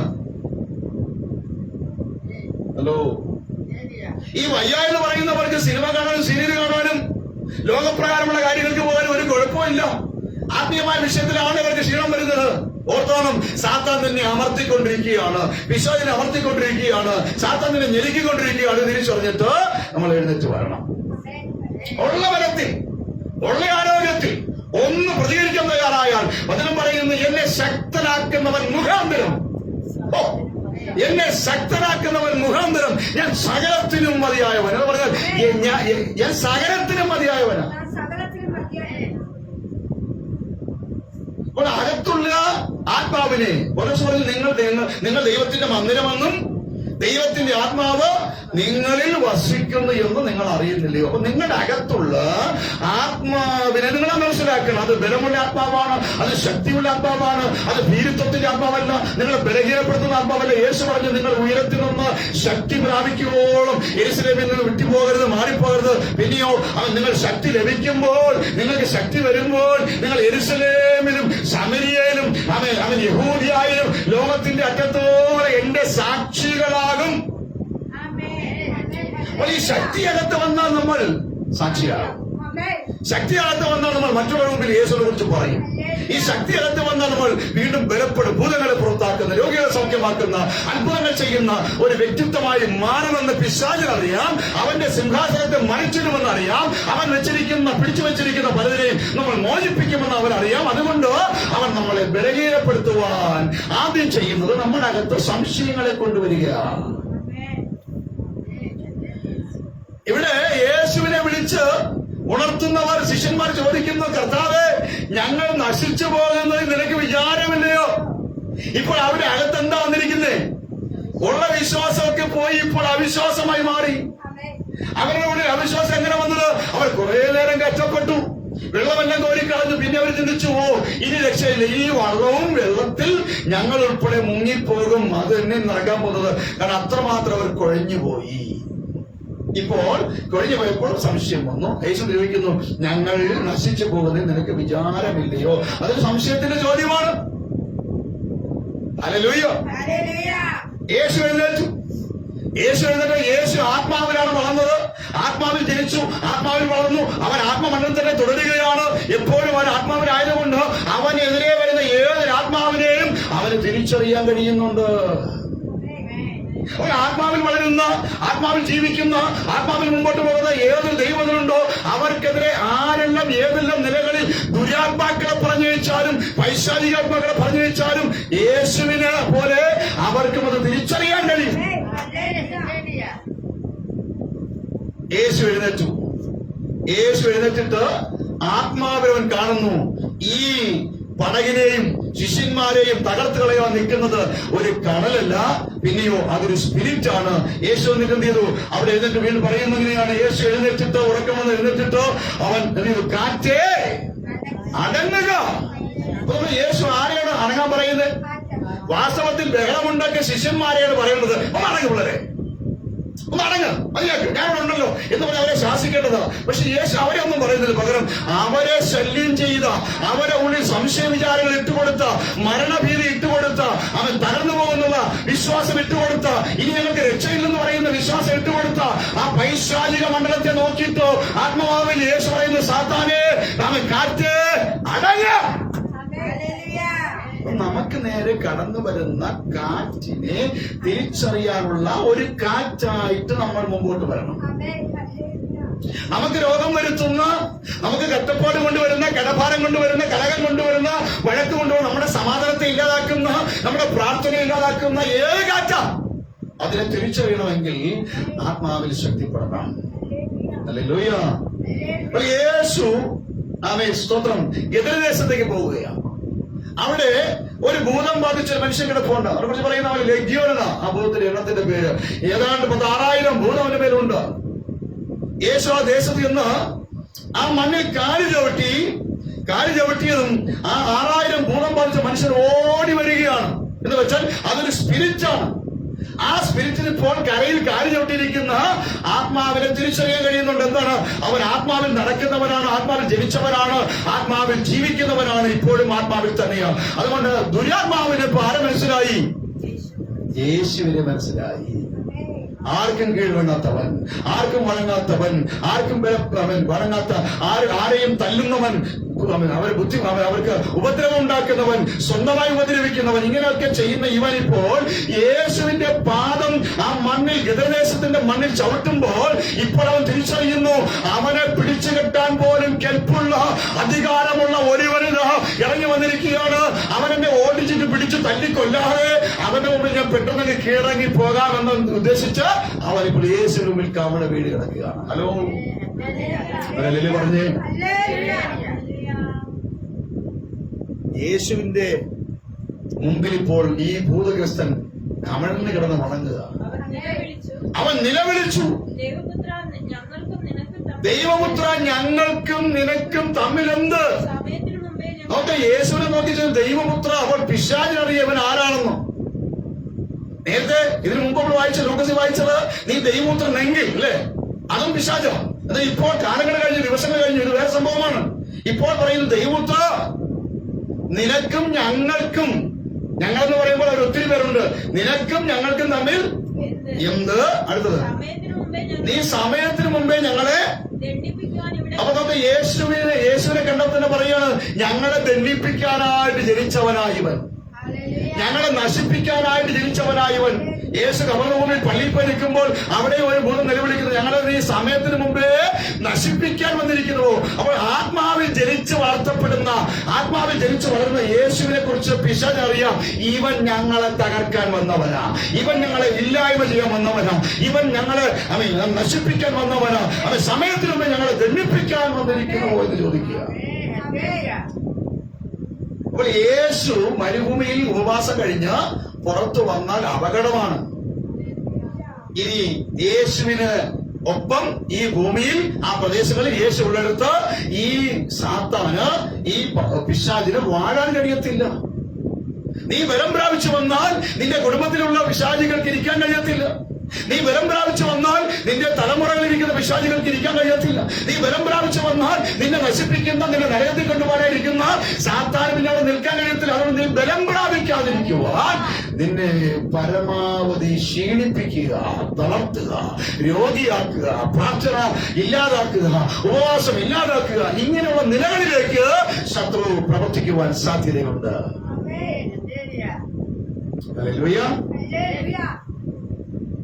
ഞാൻ പറഞ്ഞു വന്നത്, ഇവിടെ യേശുവിന്റെ അടുക്കൽ വന്നിട്ട് സാത്താൻ പറയുകയാണ്, 40 ദിവസം ഉപവാസം കഴിഞ്ഞ് ശക്തി പ്രാപിച്ചിരിക്കുന്ന യേശുവിന്റെ അടുക്കൽ വന്നിട്ട് പിശാച് പറയുകയാണ്, വായിച്ചോ. അവൻ നിലവിളിച്ചു, അല്ല ലൂക്കോസ്, നീ ദൈവപുത്രനെങ്കിൽ ഈ കല്ലിനോട് അപ്പമായി തീരുവാൻ. നീ ദൈവപുത്രനാണെങ്കിൽ ഒരു സംശയം ഇടുകയാണ്. 40 ദിവസം മുമ്പ് കേട്ട ശബ്ദം, ജനിച്ചപ്പോൾ മുതൽ പറഞ്ഞുകൊണ്ടിരിക്കുന്ന കാര്യം, I am a son of God. സ്വർഗം തുറന്നിട്ട് എല്ലാവരും കേൾക്കാൻ വിളിച്ചു പറയുന്നത്, നീ ഇവൻ എന്റെ പ്രിയപുത്രൻ. സ്വർഗം തുറന്നിട്ട് ദൈവം വിളിച്ചു പറയുന്നത്, ഇവൻ എന്റെ പ്രിയപുത്രനാണ്. ഇതെല്ലാം തന്നെ അകത്തിരിക്കുക. എന്നിട്ടും അത്രമാത്രം തീവ്രമായ വിശ്വാസത്തിലിരിക്കുന്ന യേശുവിനെ ഇപ്പോൾ സംശയത്തിന്റെ നിഴലിൽ നിർത്താൻ പോവുകയാണ്. എന്താണ്? നീ ദൈവപുത്രനാണോ എന്ന് ചോദിക്കുക. പലപ്പോഴും നമ്മുടെ മുമ്പിൽ പ്രാർത്ഥിക്കുന്ന, ആരാധിക്കുന്ന, വിശുദ്ധിയിൽ ജീവിക്കുന്ന, വിശ്വാസത്തിൽ നിൽക്കുന്ന നമ്മുടെ നേരെയും മറ്റുള്ളവർ ഈ ചോദ്യമായിട്ടൊക്കെ വരുമ്പോൾ ചിലപ്പോൾ നമ്മളൊന്ന് പരുങ്ങിപ്പോകും, നമ്മളൊന്ന് ചിലപ്പോൾ ഒന്ന് ആടിപ്പോകും. ഒരു ചിന്ത അകത്ത് വരും, ഇനി ഇവര് പറയുന്നത് എനിക്ക് വലിയ വിശുദ്ധിയൊന്നും ഇല്ലയോ. ചിലരൊക്കെ സ്വയം എപ്പോഴും പറയുക, ഞാൻ വലിയ വിശുദ്ധനൊന്നുമല്ല, ഞാൻ വലിയ വിശ്വാസിയൊന്നുമല്ല, എനിക്ക് വലിയ വിശ്വാസം, അയ്യോ ഞാനൊരു പാവമാണ്, ഞാനൊരു സാധുവാണ്. വാസ്തവത്തിൽ നമ്മൾ ആരെന്നുള്ള ബോധ്യം നമുക്കുണ്ടാകണം. മറ്റുള്ളവരുടെ മുമ്പിൽ നിൽക്കുമ്പോൾ, സമൂഹത്തിൽ നിൽക്കുമ്പോൾ, കുടുംബക്കാരുടെ മുമ്പിൽ നിൽക്കുമ്പോൾ, ചാർച്ചക്കാരുടെ മുമ്പിൽ നിൽക്കുമ്പോൾ, നമ്മൾ വിശ്വസിക്കുന്ന യേശുവിനെ വിശ്വസിക്കാത്ത ഒരു വലിയ സമൂഹത്തിന്റെ നടുവിൽ നമ്മൾ നിൽക്കുമ്പോൾ നമുക്കൊരു ഉറപ്പുണ്ടായിരിക്കണം, നമുക്കൊരു വിശ്വാസം ഉണ്ടായിരിക്കണം. നമ്മൾ ആരാണ് എന്നുള്ള ബോധ്യം നമ്മെ ഭരിച്ചുകൊണ്ടിരിക്കണം. അല്ലാതെ സാത്താൻ പറയുന്നതിനൊക്കെ സംശയത്തോടെ നോക്കരുത്. ഓക്കെ, യേശുവിനോട് പറയുമോ, നീ ദൈവപുത്രനാണോ? ദൈവപുത്രനാണെങ്കിൽ കേട്ടോ, ദൈവത്തിനാണെങ്കിൽ ഒരു കല്ലെടുത്ത് വെച്ചിട്ട് പറയാണ്, ഈ കല്ലിനോട് അപ്പമായി തീരുവാൻ കൽപ്പിക്കുക എന്ന് വെച്ചാൽ നോക്കണം, നീ ദൈവം. അതിന്റെ അർത്ഥം എന്താ? അതിനകത്ത് 2 കാര്യമുണ്ടോ. ഒന്ന്, യേശുവിന്റെ അകത്തൊരു സംശയം കൊണ്ടുവരണം. 2, പിശാചിന് തന്നെ അറിയാം ഇവനെ കൊണ്ട് പറ്റാത്ത ഒരു കാര്യവുമില്ല. ഇന്ന് പകൽ നിങ്ങൾക്ക് അറിയാമോ എനിക്കറിയത്തില്ല, ഞാൻ പറയാം, സ്വന്തം ഒരു ദൈവ പൈതലിനെ കൊണ്ട് പറ്റാത്ത ഒരു കാര്യവുമില്ല. നിങ്ങൾക്ക് പാടാൻ നന്നായി കഴിയും, നിങ്ങൾക്ക് പ്രാർത്ഥിക്കാൻ നന്നായി കഴിയും, നിങ്ങൾ വിചാരിച്ച നന്നായി കൈയടിക്കാൻ കഴിയും, നിങ്ങൾ വിചാരിച്ച ഇതുപോലെ മൈക്കെടുത്ത് പ്രസംഗിക്കാൻ കഴിയും, നിങ്ങൾ വിചാരിച്ച നിങ്ങളുടെ മുമ്പിൽ വരുന്ന ഭൂതങ്ങളെ പുറത്താക്കാൻ കഴിയും, നിങ്ങൾ വിചാരിച്ച നിങ്ങളുടെ മുമ്പിൽ രോഗികളെ സൗഖ്യമാക്കാൻ കഴിയും, നിങ്ങളുടെ മുമ്പിൽ ഏത് പ്രശ്നത്തെയും അതിജീവിക്കാൻ കഴിയത്തക്ക നിലകളിൽ നിങ്ങളെ പ്രാപ്തമാക്കുന്ന ഒരു ആത്മാവ് നിങ്ങളുടെ അകത്തിരിപ്പുണ്ട്. നിങ്ങൾക്ക് കഴിയുമെന്ന് നിങ്ങൾ പറയാൻ തുടങ്ങിയാൽ മതി. നമ്മളെന്താ പറയുന്നത്? എനിക്ക് വണ്ടി ഓടിക്കാനൊന്നും കഴിയത്തില്ല, എനിക്ക് വിമാനം പറപ്പിക്കാൻ കഴിയത്തില്ല, എനിക്കിത് ചെയ്യാൻ കഴിയത്തില്ല. കഴിയത്തില്ലെന്ന് പറയുന്ന വാക്ക് ദൈവ പൈതലിന്റെ നിഘണ്ടുവിലുണ്ടാകാൻ പാടില്ല. 90-ാമത്തെ വയസ്സിൽ സാറയോട് ചോദിക്കുകയാണ്, നിനക്ക് പ്രസവിക്കാൻ കഴിയുമോ? സാറ മറുപടി ഒന്നും പറഞ്ഞില്ല, ചിരിച്ചതേ ഉള്ളൂ. ഒരു കള്ള ചിരിച്ചു. ഒരിക്കലും ഒരു പ്രവാചകനെ താഴ്വരയിൽ കൊണ്ട് നിർത്തിയിട്ട് ദൈവോത്മാവോട് ചോദിക്കുന്നു, ഈ അസ്ഥികൾ ജീവിക്കുമോ? ഈ അസ്ഥികൾ ജീവിക്കുമോ? അന്നത്തെ നിലയിൽ അവൻ അങ്ങനെ പറയാനേ കഴിയത്തുള്ളൂ. എന്താണ്? ഇതുവരെ അസ്ഥികൾ ജീവിച്ചതായി അവൻ കണ്ടിട്ടില്ല. ഒരു അസ്ഥിയും അസ്ഥിയോട് ചേരുന്നതായി അവൻ കണ്ടിട്ടില്ല. അതുകൊണ്ട് അവൻ പറയാണ്, എനിക്കറിയത്തില്ല, നിനക്കറിയാം. എന്നാൽ ദൈവം അവനോട് പറയുന്നു, ഇല്ല, നീ തന്നെ അത് ചെയ്യണം. എന്താ? നിന്റെ ഉള്ളിൽ ആത്മാവുണ്ട്, നീ അഭിഷിക്തനാണ്, നീ പ്രവാചകനാണ്. നീ വാ തുറന്ന് പറഞ്ഞാൽ ചിലതൊക്കെ കൂടിച്ചേരും. ഹല്ലേലൂയ. നീ വാ തുറന്ന് പറഞ്ഞാൽ ചിലതൊക്കെ നിന്നോട് ചേർന്ന് വരും. നീ വാ തുറന്ന് പറയുമ്പോൾ ചിതറിക്കിടക്കുന്ന പലരും ചേർന്ന് വരും. ഇന്ന് മകൻകാലം ചിതറിക്കിടക്കുന്നതിനെ കൂട്ടിച്ചേർക്കുവാൻ കഴിയുന്ന നിലകളിൽ അവർ ആത്മാവിന്റെ ശക്തി നിന്റെ അകത്തിരിപ്പുണ്ട്. ഇന്ന് മകൻകാലം വിശ്വസിച്ചു പോടാ, എന്നെ ശക്തരാക്കുന്ന മുഖാന്തരം എനിക്ക് സകലത്തിനും കഴിയും. ഞാൻ വിശ്വസിക്കുന്നത് നിങ്ങളെ കൊണ്ട് ഒരു വലിയ സമൂഹത്തെ നടത്താൻ കഴിയും, ഒരു വലിയ സഭയെ നടത്താൻ കഴിയും. പക്ഷെ നമ്മളത് പറയാൻ തയ്യാറാണ്. ഇവിടെ യേശു പറയുന്നു, നീ മനുഷ്യപുത്രനാണെങ്കിൽ, ദൈവപുത്രനാണെങ്കിൽ ഈ കല്ലിനെ, സകലത്തെ ഉണ്ടാക്കിയ, സർവചരാചരങ്ങളെ ഉണ്ടാക്കിയ ദൈവത്തിന് ഒരു കല്ലിനെ നോക്കിയിട്ട് അപ്പമായി തീരാൻ പറയാൻ വലിയ പ്രയാസമുണ്ടോ?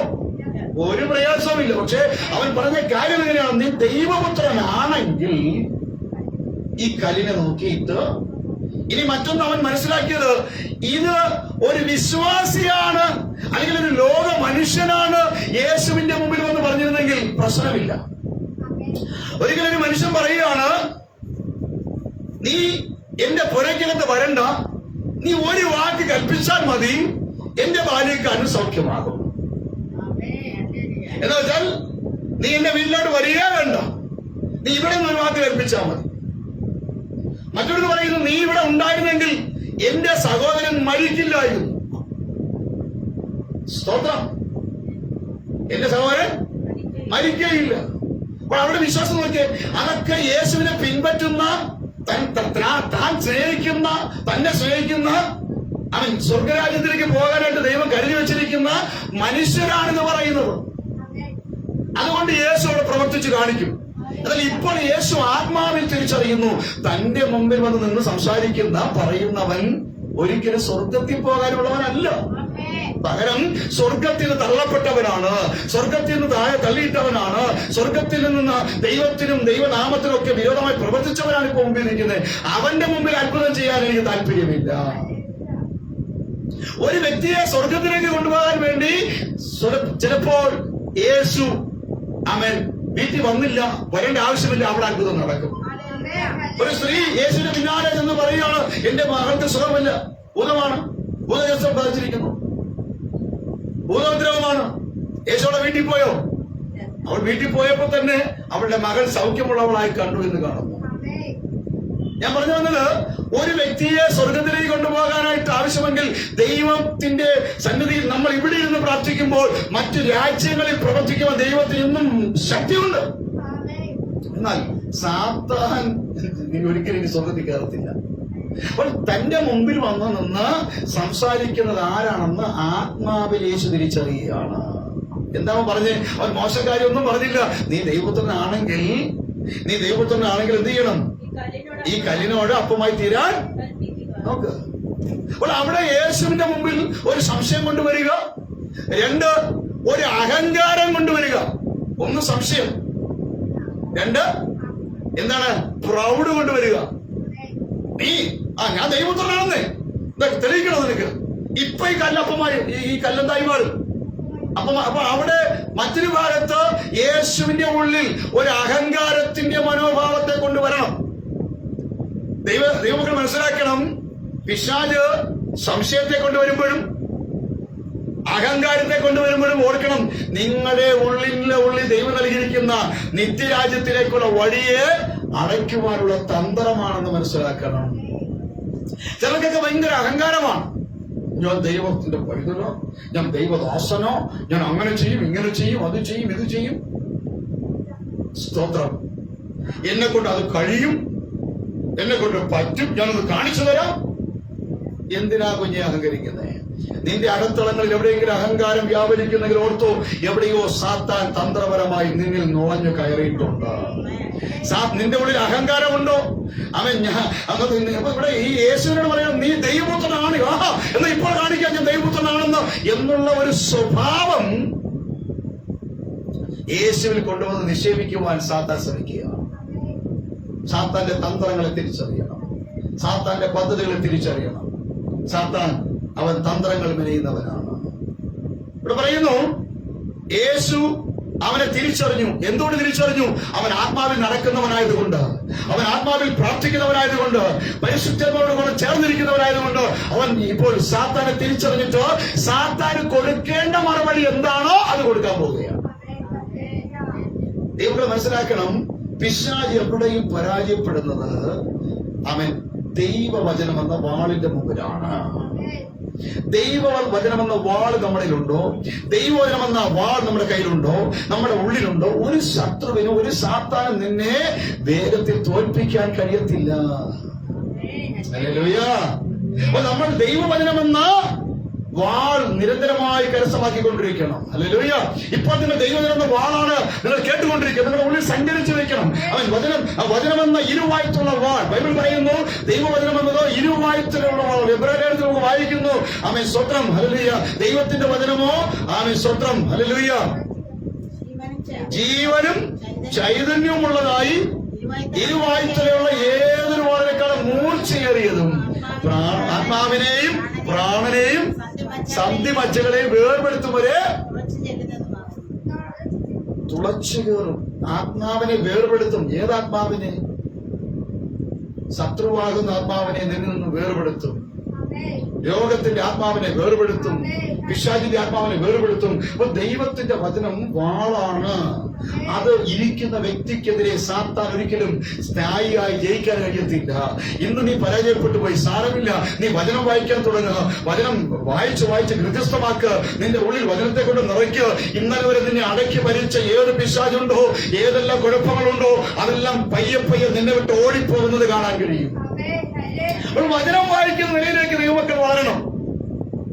യേശുവിനെ സംബന്ധിച്ച് യേശുവിന്റെ 30 വയസ്സ് വരെ യേശുവിനിൽ ഇഷ്ടംപോലെ വചനമുള്ളതായി കാണാം. യേശു ചെറുപ്രായത്തിൽ പള്ളിയിൽ പോയി അവൻ സ്ഥിരമായി ബൈബിൾ വായിച്ച് കേൾപ്പിക്കുന്നവനായിരുന്നു. യേശുവിന്റെ കാലഘട്ടത്തിൽ അന്നത്തെ കാലത്ത് പള്ളിയിലേക്ക് പോയി ബൈബിൾ വായിക്കണമെങ്കിൽ സാധാരണക്കാരായിരിക്കുന്ന വല്ലപ്പോഴും പള്ളിയിൽ വരുന്ന ആമേൻ സഹോദരൻ എങ്ങനെയെങ്കിലും കയറി വരുന്നവരൊന്നും പള്ളിയിൽ വായിക്കാൻ എഴുന്നേൽപ്പിക്കത്തില്ല. അവർക്ക് ആ പള്ളിയുമായിട്ട് ആമേൻ നല്ല ബന്ധമുണ്ടായിരിക്കണം. വചനവുമായിട്ട് തിട്ടമുണ്ടായിരിക്കണം.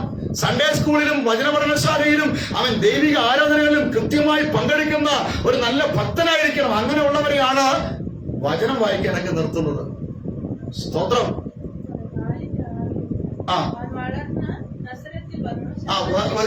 വായിക്കുമ്പോൾ അവൻ വളർന്ന നസറത്തിൽ വന്നു. ശബത്തിൽ തന്റെ പതിവ് പോലെ. അപ്പോൾ സ്ഥിരമായി യേശു കൊച്ചുപ്രായത്തിൽ ചെയ്തുകൊണ്ടിരുന്ന കാര്യമാണ് വചനം വായിക്കുക, വായിക്കുക, വായിക്കുക, വചനം കേൾക്കുക, വചനം ധ്യാനിക്കുക, വചനത്തിൽ നിറയുക. ഇത് പറഞ്ഞു കൊടുക്കാൻ പറ്റിയ ഒരു അമ്മച്ചി ഉണ്ടായിരുന്നു, മറിയ ഇത് പറഞ്ഞു കൊടുക്കുമായിരുന്നു. സ്തോത്രം. അവൻ 12-ാമത്തെ വയസ്സിൽ പള്ളിയിൽ പോയപ്പോൾ ആ പള്ളിയിൽ ചെന്ന് ആ മറിയം യോസഫും മടങ്ങി തിരിച്ച് വീട്ടിൽ വന്ന് യേശുവിനെ കാണുന്നില്ല. അവൻ തിരികെ അന്വേഷിച്ച് വരുമ്പോൾ അവനോടെയുള്ള പണ്ഡിതന്മാരുടെ ഇടയിൽ നിന്ന് തർക്കിക്കുകയും വാദിക്കുകയും ചെയ്യുക. ഇവർ ചോദിക്കുക, ഇവൻ ആരുടെ പുത്രനാണ്? ഇവൻ എവിടുന്ന് വന്നവനാണ്? നമുക്ക് യേശുവിന്റെ നൈപുണ്യം, വചന നൈപുണ്യം.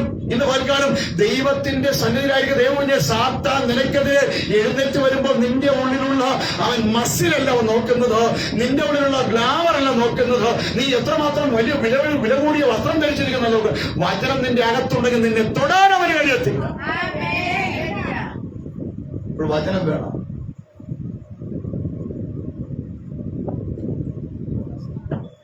ഹല്ലേലൂയ. അപ്പോൾ യേശു സാത്താന്റെ തന്ത്രം തിരിച്ചറിയാണ്. സാത്താന്റെ തന്ത്രം തിരിച്ചറിഞ്ഞിട്ട് അവൻ അവിടെ അടുത്ത പരിപാടി, അടുത്ത പ്രയോഗം എങ്ങനെയാണ്? വചനം വായിക്കുമ്പോൾ, ലൂക്കോസ് വായിക്കുമ്പോൾ കാണാൻ കഴിയുന്നുണ്ട്. തന്റെ മുമ്പിൽ വന്നിരിക്കുന്ന ബലവാനെ പിടിച്ചു കെട്ടാൻ പോവുകയാണ് യേശു. ഇപ്പോൾ നമ്മളെ വായിച്ചത്, അവൻ ബലവാനെ പിടിച്ചു കെട്ടിയിട്ടല്ലാതെ ബലവാന്റെ വീട്ടിൽ കിടന്ന് അവന്റെ കോപ്പ് കവർന്നു കളയുവാൻ എങ്ങനെ കഴിയും? പിടിച്ചു കെട്ടിയാൽ പിന്നെ അവന്റെ വീട് കവർച്ച ചെയ്യാം. മറന്നുപോകരുത്. ഇപ്പോൾ യേശു ബലവാനായിരിക്കും. യേശു മുമ്പിൽ വന്നിരിക്കുന്ന, ഞാനാണ് ഇവിടുത്തെ ബലവാൻ എന്ന് പറഞ്ഞ് വന്നിരിക്കുന്ന അവനെ പിടിച്ചു കെട്ടാനായിട്ട് യേശു എന്താ ഉപയോഗിക്കുന്നത്? ഏത് കയറാണ് ഉപയോഗിക്കുന്നത്? വചനമെന്ന കയർ ഉപയോഗിക്കുകയാണ്. അപ്പോൾ യേശു അവനെ പിടിച്ചു കെട്ടാൻ വേണ്ടി എന്തൊക്കെ ചെയ്തു? ഒന്ന്, അവൻ ആത്മാവിൽ ജനിച്ചു. ശ്രദ്ധിക്കണം, ബലവാനെ പിടിച്ചു കെട്ടണമെങ്കിൽ ആത്മാവിൽ ജനിക്കണം, വചനത്തിൽ ജനിക്കണം, വചനത്തിൽ വളരണം, കൽപ്പനകൾ അനുസരിക്കണം. സ്നാനമെന്ന കൽപ്പന അനുസരിച്ചിട്ടാണ് യേശു ഇപ്പോൾ മരുഭൂമിയിലേക്ക് പോയിരിക്കുന്നത്. പരിശുദ്ധാത്മാവിന്റെ കൂടെ നടക്കണം, പരിശുദ്ധാത്മാവിനെ കൊണ്ടു നടക്കണം, പരിശുദ്ധാത്മാവിൽ സഞ്ചരിക്കണം. 40 ദിവസം സ്വയം തന്റെ ശരീരത്തിന്റെ ആഗ്രഹങ്ങളൊക്കെ മാറ്റിവെച്ച് ദൈവത്തിന്റെ ഇഷ്ടം ചെയ്യുവാനായി തന്നെ സമർപ്പിക്കണം. ബലവാനെ പിടിച്ചു കെട്ടണം. ഞാൻ കഴിഞ്ഞ ദിവസം രാത്രിയില് ഇവിടെ ആയിരിക്കുമ്പോൾ ഞാനൊരു സ്വപ്നം കാണുകയാണ്. 4 മണിക്ക് ശേഷം തോന്നുന്നു ഒരു മനുഷ്യൻ അദ്ദേഹം രാവിലെ എഴുന്നേറ്റത് ഭയങ്കര പ്രാർത്ഥനയാണ്. പ്രാർത്ഥിച്ച വീടിന് ചുറ്റും നടന്ന് പ്രാർത്ഥിക്കുക. നല്ല ബലമുള്ളൊരു മനുഷ്യൻ, കാണാനൊക്കെ കൊള്ളാം. ഞാൻ അവിടെ ഉണ്ട്. ആ സമയത്ത് ആ മനുഷ്യൻ വീടിന് ചുറ്റും നടന്ന് പ്രാർത്ഥിക്കുക. ഭയങ്കര പ്രാർത്ഥന, രാവിലെ എഴുന്നേറ്റ് പ്രാർത്ഥിക്കുക. പ്രാർത്ഥിച്ചിട്ട് പുള്ളി കുറച്ച് കഴിഞ്ഞപ്പോഴത്തേക്ക് പ്രാർത്ഥന മൂത്തിട്ട് താൻ എന്ത് ചെയ്തു, അവിടെ എന്തൊക്കെ ഒച്ച ഉണ്ടാക്കുന്നു. അത് കഴിഞ്ഞിട്ട് ഞാൻ നോക്കുമ്പോൾ നല്ല വലിയ കുപ്പികളൊക്കെ അവിടെ കിടപ്പുണ്ട്. പുള്ളി ഈ കള്ളുകുടിയന്മാർ കുപ്പിയൊക്കെ അടിച്ചു പൊട്ടിക്കുന്നത് പോലെ പ്രാർത്ഥിക്കുന്നുണ്ട്, കുപ്പിയൊക്കെ അടിച്ചു പൊട്ടിക്കുന്നു. അപ്പോൾ ഈ മനുഷ്യനെ ഞാൻ കണ്ടു. ഞാൻ ഇറങ്ങി നോക്കുമ്പോൾ ഇവരിങ്ങനെ ചുറ്റും നടന്ന് പ്രാർത്ഥിക്കുന്നു, കുപ്പി തല്ലി പൊട്ടിക്കുന്നു, എന്തൊക്കെയോ കാട്ടിക്കൂട്ടുന്നുണ്ട്. മറ്റുള്ളവരെ നോക്കിയാൽ ഇവനേതോ ആത്മീയനാണെന്നേ തോന്നത്തുള്ളൂ. പക്ഷെ ഇവന്റെ പ്രവൃത്തിയെല്ലാം ദൈവാത്മാവിന് വിരോധമായിട്ടെന്ന് എനിക്ക് ഫീൽ ആയിട്ട് ഞാൻ ഇറങ്ങി ചെന്ന് ഈ മനുഷ്യന്റെ തലയിലോട്ട് കൈവച്ചു. കൈവച്ചത് ഈ മനുഷ്യൻ അലറി വിളിക്കാൻ തുടങ്ങി, നിലവിളിക്കാൻ തുടങ്ങി. ഞാൻ കാണുന്ന കാഴ്ചയാണ്. നിലവിളിക്കാൻ തുടങ്ങി. അവന്റെ മുഖമൊക്കെ വികൃതമായി, വാ തുറന്ന് വലിയ വായിൽ അവൻ നിലവിളിക്കുകയാണ്. എനിക്ക് മനസ്സിലായി ഇവന്റെ മേൽ അനേക ദുരാത്മാക്കൾ ഇരിപ്പുണ്ട്. ആ ദുരാത്മാക്കൾ ഇവന്റെ മേൽ ഇവനെ ഞെരുക്കിക്കൊണ്ടിരിക്കും. ഈ ദുരാത്മാവ് ഇരിക്കുമ്പോഴാണ് ഇവൻ ഈ വിക്രികളൊക്കെ കാണിച്ചുകൊണ്ടിരിക്കുന്നത്. എന്നാൽ ആത്മാവിന്റെ ശക്തിയാൽ അവന്റെ മേലിരിക്കുന്ന ഭൂതത്തെ പുറത്താക്കുന്ന ഒരു സ്വപ്നത്തെ കാണാൻ ഇന്നലെ വെളുപ്പിനെ ദൈവം കൃപ ചെയ്യുന്നു. ഹല്ലേലൂയ.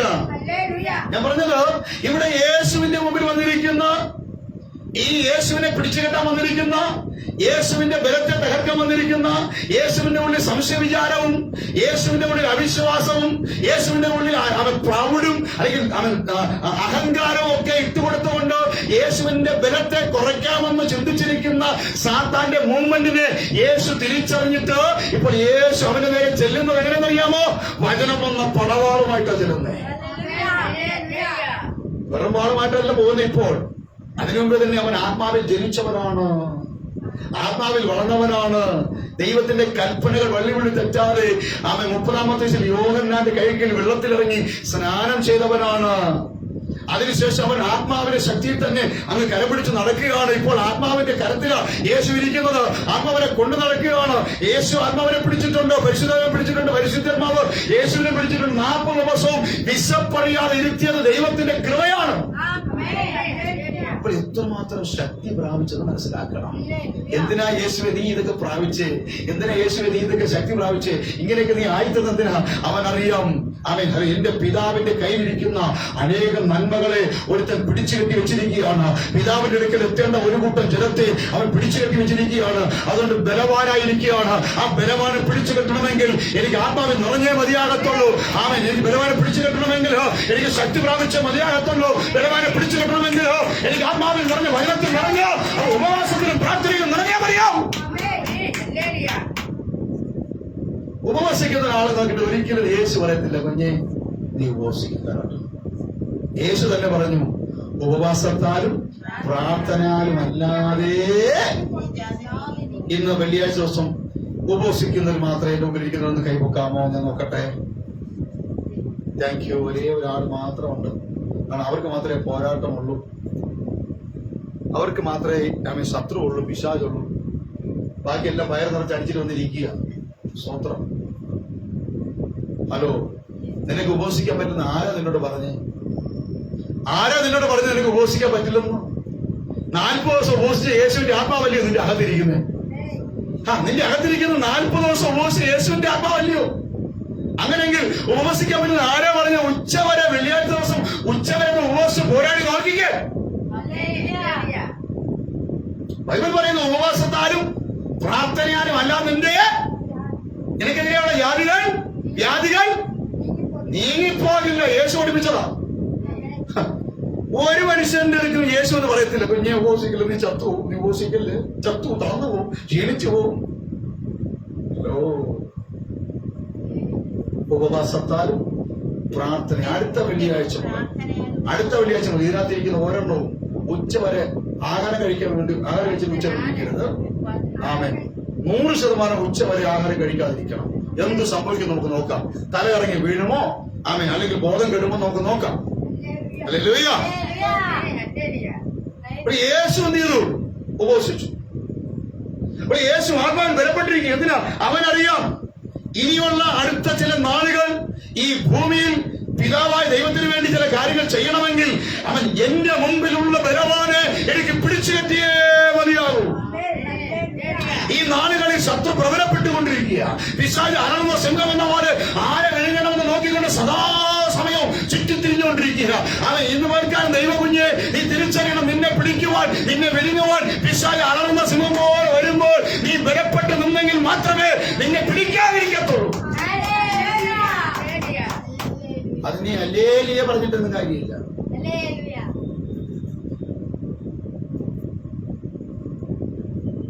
ഉപവാസ പ്രാർത്ഥനയാണ് വെള്ളിയാഴ്ച. നാളെ നമുക്ക് നോൺ സ്റ്റോപ്പ് പ്രയറാണ് 8 മണിക്കൂർ. ഉപവാസമില്ല. അതുകൊണ്ട് ഉപവസിക്കണമെന്നും കുഴപ്പമൊന്നുമില്ല. ഇന്ന് ഉപവസിക്കുന്നത് നമ്മൾ ഉപവസിച്ചാട്ടെ 8 മണിക്കൂർ. സ്തോത്രം. ഇന്ന് ഉപവസിക്കുന്നത് നാളെ ഉപവസിച്ചോളൂ. 8 മണിക്കൂർ ഉപവസിച്ചോളൂ. ഇവിടെ 40 ദിവസം ഉപവസിച്ചവൻ അകത്തിരിക്കുന്നത്. അപ്പോഴാണ് 8 മണിക്കൂർ അല്ലേ? 40 ദിവസം ഉപവസിച്ചവൻ നമ്മുടെ അകത്തിരിക്കുമ്പോഴാണ് 8 മണിക്കൂർ.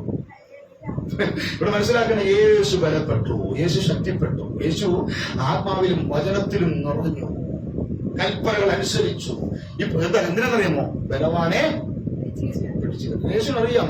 യേശുവിന് പിതാവ് കൊടുത്ത ദൗത്യം ഈ ഭൂമി ചെയ്യണമെങ്കിൽ തന്റെ എതിരാളിയെ കണ്ടെത്തി അവനെ പിടിച്ചു കെട്ടണം. ഇന്ന് പകൽക്കാലം നിങ്ങളുടെ മുമ്പിൽ വെച്ചിരിക്കുന്ന ഓട്ടം ശക്തിയോടെ ഓടി തികയ്ക്കുവാൻ, അവൻ ഓട്ടം ഓടി തികച്ചുകൊണ്ട് സ്വർഗത്തിലിരിക്കുന്ന വാണാത്ത കിരീടം പ്രാപിക്കുവാൻ ദൈവം നിങ്ങളെ ആക്കി വെച്ചിരിക്കുമ്പോൾ ഈ ഭൂമിയിൽ മങ്ങിയും മയങ്ങിയും ഉറങ്ങിയും ക്ഷീണിച്ചും തളർന്നും വെള്ളമെല്ലാം വാരിത്തിന്നും വയറ് നിറപ്പിച്ചും ജീവിച്ച നടക്കത്തില്ല. പകരം നീ പ്രാർത്ഥിച്ചും ഉപവസിച്ചും ആത്മാവിൽ ശക്തിപ്പെട്ട് മുമ്പോട്ട് കയറിപ്പോയാൽ മതിയാകത്തുള്ളൂ.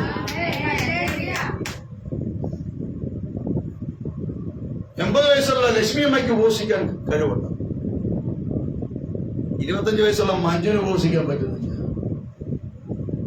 Praise God.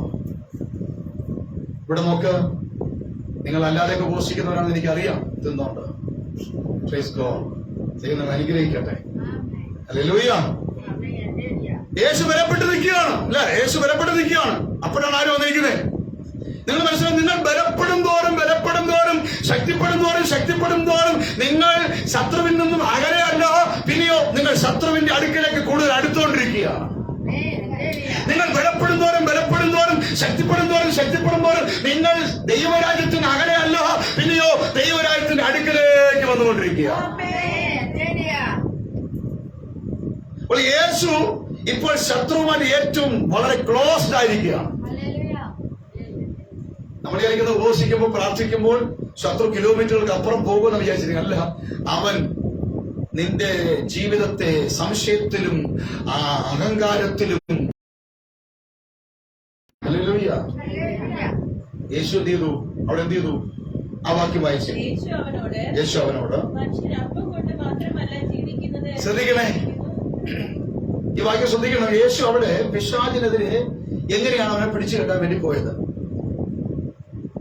യേശു പിശാചിനെ പിടിച്ചു കെട്ടാൻ വേണ്ടി എന്താ ചെയ്തത്?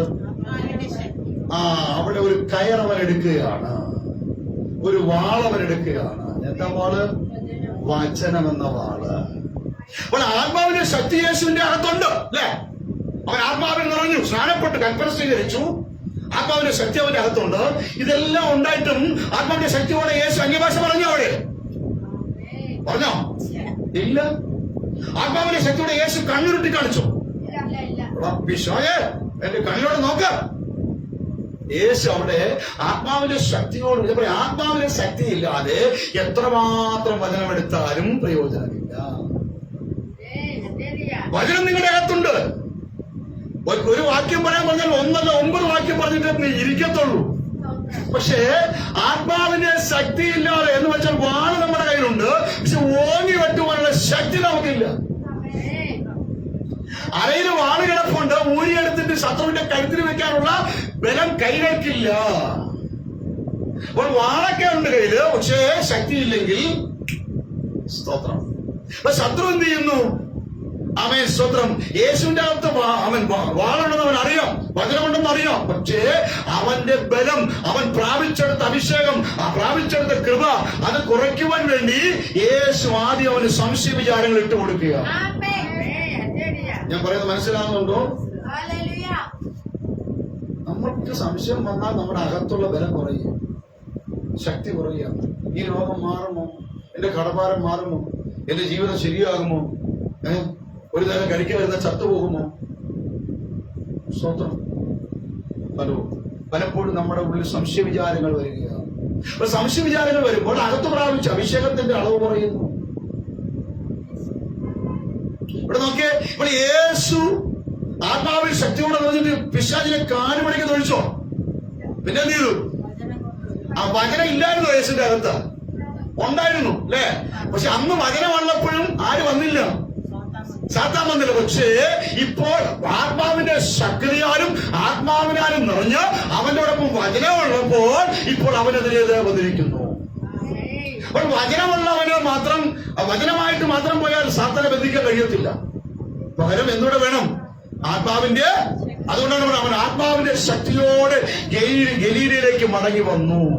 അവന്റെ ശ്രുതി ചുറ്റുമുള്ള നാട്ടിലൊക്കെയും പരന്നു. 30 വയസ്സ് വരെ ഈ വചനം യേശുവിന്റെ അകത്തുണ്ടായിരുന്നു, അവന്റെ ശ്രുതി പരന്നില്ല. ഇങ്ങനെ ഒരു വാക്യം അവിടെ രേഖപ്പെടുത്തിയിട്ടില്ല. പക്ഷെ അവൻ എപ്പോൾ ആത്മാവിൽ നിറഞ്ഞോ, എപ്പോൾ കൃപ പ്രാപിച്ചോ, എപ്പോൾ ഉപവസിച്ചോ, ദൈവത്തിന്റെ കൃപയിൽ നിറഞ്ഞോ, അന്ന് മുതൽ അവന്റെ ലെവല് മാറി. ഇപ്പോൾ അവൻ പറയുന്ന ഓരോ വാക്കിനും ഭയങ്കര പവറാ. കവർന്നഭൂമിയിലെ പള്ളിയിൽ പോയി യേശു കാര്യം പറയുമ്പോൾ അവിടെ പറയുന്നു, അയ്യോ ഇവൻ ആരാ? ഇവൻ അധികാരമുള്ളവരായിട്ട് ഇത്ര പറയുന്നത്. ഇന്നലെ വരെ പറഞ്ഞതുപോലെയല്ല. ഇപ്പോൾ ആത്മാവിന്റെ ശക്തിയോടെ വചനം പറഞ്ഞപ്പോൾ അവിടെ അലറാൻ തുടങ്ങി, ഭൂതം നിലവിളിക്കാൻ തുടങ്ങി. പ്രിയമുള്ളവര്, വചനം 1000 വായിരുന്നോട്ടെ, ഉള്ളിലിരുന്നോട്ടെ, നല്ലതാ. പക്ഷെ ശക്തി ഇല്ലാതെ ഇങ്ങനെ വെട്ടും. അതിനാണ് ഉപവാസം. ബലവാനെ പിടിച്ചു കെട്ടണോ? നിനക്കെതിരെ നിൽക്കുന്ന, നിന്നെ രോഗിയാക്കുന്ന ബലവാനെ പിടിച്ചു കെട്ടണോ? നിന്നെ കുടുംബത്തിൽ നശിപ്പിക്കുന്ന ബലവാനെ പിടിച്ചു കെട്ടണോ? നിന്റെ തലമുറകളെ നശിപ്പിക്കുന്ന ബലവാനെ പിടിച്ച് കെട്ടണോ? 4 വചനം പറഞ്ഞിട്ട് പോരാ. ആത്മാവിൽ അങ്ങോട്ട് കത്തി ജ്വലിക്കണം, ഉപവസിക്കണം, പ്രാർത്ഥിക്കണം, ശക്തി പ്രാപിക്കണം. ഹല്ലേലൂയ, ആമേൻ. ഇവിടെ യേശു എന്ത് ചെയ്തു? യേശു വചനം പറഞ്ഞു. 30 വയസ്സ് വരെ യേശുവിന്റെ അകത്ത് വചനം ഉണ്ടായിരുന്നു. ഒറ്റ ഭൂതം പോയോ? ഒരു ഭൂതം അടുത്ത് വന്നോ? നിങ്ങൾ പറ, ഉണ്ടോ? വന്നോ? അപ്പൊ ചിലർ പറഞ്ഞു വചനം ഉള്ളതുകൊണ്ട് ഭൂതം വന്നില്ല. വചനവും ശക്തിയും നമ്മുടെ മേൽ ഒരുപോലെ വ്യാപരിക്കണം. നമുക്ക് ശക്തി മാത്രം പോരാ. ചിലർക്ക് ശക്തി മാത്രമേ ഉള്ളൂ, ശക്തി മാത്രമേ ഉള്ളൂ. അന്യഭാഷ പറയും, ഉപവസിക്കും, പക്ഷെ ഒറ്റ വചനം പോലും അവിടെ ആകത്തില്ല. അപ്പൊ ബലവാനെ പിടിച്ചു കെട്ടിയിട്ടല്ലാതെ ബലവാന്റെ വീട്ടിൽ കടന്ന് അവന്റെ കോപ്പ്. എന്താ കോപ്പ്? എന്താ കോപ്പ്? നമ്മുടെയൊക്കെ വീടുകളിൽ ഈ കോപ്പ്, എന്താ കോപ്പ് അറിയാമോ? നന്മകളാണോ? ഞാൻ പറയാം, ഒരു കള്ളൻ ഒരു വീട്ടിൽ കയറിയാൽ അവൻ ഏറ്റവും വില കൂടിയത് മോഷ്ടിക്കുമോ, വില കുറഞ്ഞത് മോഷ്ടിക്കുമോ? നിങ്ങളുടെ വീട്ടിലെ പശുവിന് വയറിളക്കം പിടിച്ചപ്പോൾ ആരെങ്കിലും ഇന്നത് വരെ അതിനെ വെന്റിലേറ്ററിൽ കൊണ്ട് കിടത്തിയിട്ടുണ്ടോ? പശുവിന് വിലയില്ലേ? 1 ലക്ഷം, 1.5 ലക്ഷം വിലയുണ്ട്, 5 ലക്ഷം വരെയുള്ള പശുവുണ്ട്. പക്ഷെ ഒരു പശുവിനെയും ICU യൂണിറ്റിലോ വെന്റിലേറ്ററിലോ കിടത്തിയിട്ട് ഞാൻ കേട്ടിട്ടില്ല.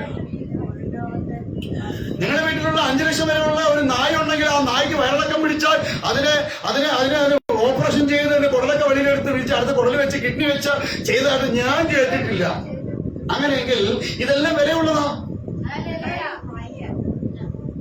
നിങ്ങളുടെ വീട്ടിലെ ആടിന് പ്രശ്നം വന്നാലോ?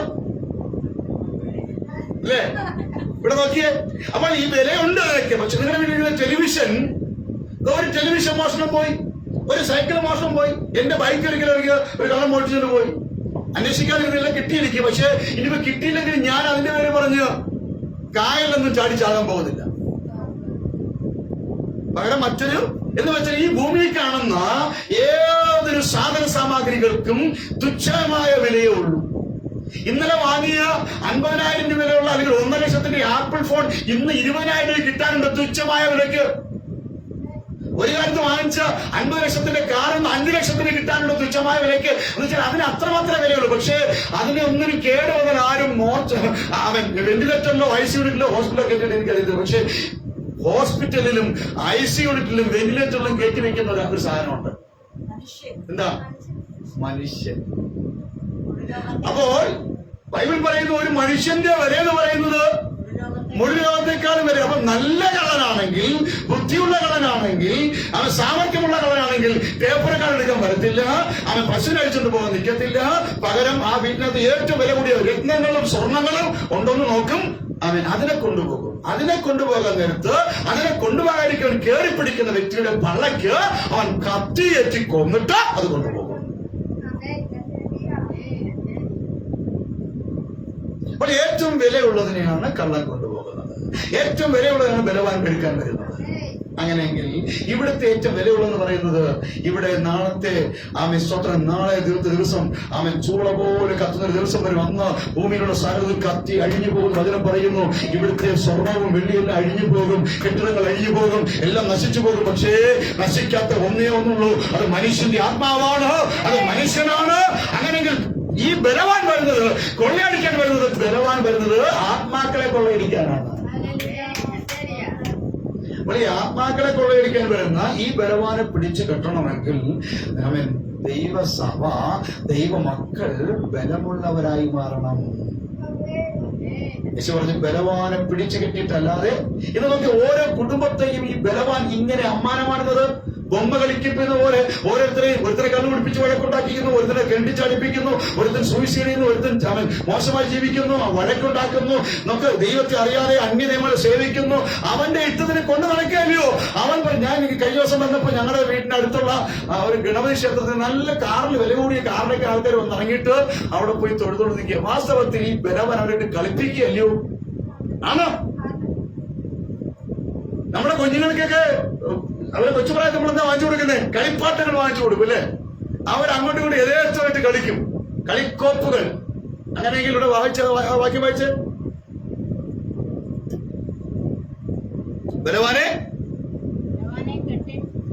ബലവാനെ പിടിച്ചു കെട്ടിയിട്ടല്ലാതെ ബലവാന്റെ വീട്ടിൽ കിടന്ന അവന്റെ കോപ്പ്, കളിക്കോപ്പ്.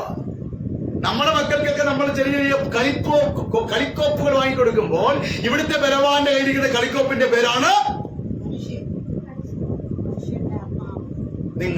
നമ്മുടെ വീട്ടിലുള്ളവര്, നമ്മുടെ ചുറ്റുമുള്ളവര്, നമ്മുടെ സഹോദരങ്ങൾ, നമ്മുടെ ചാർച്ചക്കാര്, നമ്മുടെ ബന്ധുക്കള്. അതാണ് അവന്റെ കളിക്കോപ്പ്. സാത്താനിട്ട് കളിപ്പിക്കുക. ചിലർക്ക് യേശുവിനെ അറിഞ്ഞു, യേശുവിനെ വിശ്വസിച്ചു, കൽപ്പന സ്വീകരിച്ചു, എന്നിട്ടും സാത്താൻ അവരെ ഇട്ട് കളിപ്പിക്കുക. അവരാണ് പിന്മാറിപ്പോകുന്നത്. നമ്മുടെയൊക്കെ വീടുകളിൽ പലരെ കളിപ്പിക്കുന്നില്ലേ? സാത്താൻ കളിപ്പിക്കുന്നുണ്ടോ? ഒന്ന് ചിന്തിച്ചേ. നിങ്ങളുടെ സഹോദരങ്ങളെ കളിപ്പിക്കുന്നില്ലേ? നിങ്ങളുടെ അപ്പനമ്മയും കളിപ്പിക്കുന്നില്ലേ? ആരാ? പിശാചിട്ട് കളിപ്പിക്കുന്നുണ്ടോ? അങ്ങോട്ടും ഇങ്ങോട്ട് തട്ടുന്നുണ്ടോ? ബൈബിൾ പറയുന്നു ബലവാനെ പിടിച്ചു കെട്ടണമെങ്കിൽ ബലം പ്രാപിക്കണം, ബലവാനെ തിരിച്ചറിയണം. അവന്റെ വീട്ടിൽ കിടന്ന് അവന്റെ കോപ്പ് കവർന്നു കളയാൻ എങ്ങനെ കഴിയും? ഇനി പിടിച്ചു കെട്ടിയാലോ അവന്റെ വീട് കവർച്ച ചെയ്യാം. അവന്റെ വീട്, ഞാൻ ചോദിക്കട്ടെ, സാത്താന്റെ വീട് ഏതാണ്? പിശാചിന്റെ വീട് ഏതാണ്? പിശാചിന്റെ വീട് ഏതാണ്? പറയൂ വേഗം. നിങ്ങൾ ദൈവത്തിന്റെ മന്ദിരമാണെങ്കിൽ മറ്റുള്ളവർ, യേശുവിനെ അറിയാത്തവർ ആത്മാവിനെ പ്രാപിക്കുന്ന ആരുടെ മന്ദിരമാണ്? ആരുടെ വീടാണ്? അങ്ങനെയെങ്കിൽ കവർച്ച, അവന്റെ വീട് കവർച്ചയാന്ന് പറഞ്ഞാൽ അർത്ഥം എന്താ? ആത്മാക്കളെ കൊള്ളയടിക്കാമെന്ന് അർത്ഥം, വ്യക്തികളെ പിടിച്ചെടുക്കാമെന്ന് അർത്ഥം. ഹല്ലേലൂയ. അപ്പൊ നമ്മൾ ആത്മാവിനെ പ്രാപിക്കാതെ, ശക്തി പ്രാപിക്കാതെ, ബലം പ്രാപിക്കാതെ നമ്മളിങ്ങനെ കുത്തിയിരുന്ന് പ്രാർത്ഥിക്കുകയാണ്, കർത്താവേ അവരെ രക്ഷിക്കണേ, ഇവരെ രക്ഷിക്കണേ. നല്ലതാ. പക്ഷേ ഇത് പ്രാപിച്ചിട്ട് ചെന്നിട്ട് അവരെ വീട് പിടിച്ചിട്ടിരിക്കുന്ന ബലവാനെ പിടിക്കാനുള്ള ശക്തി നമ്മുടെ ഉണ്ട്. അവനെ പിടിക്കാൻ പറ്റും.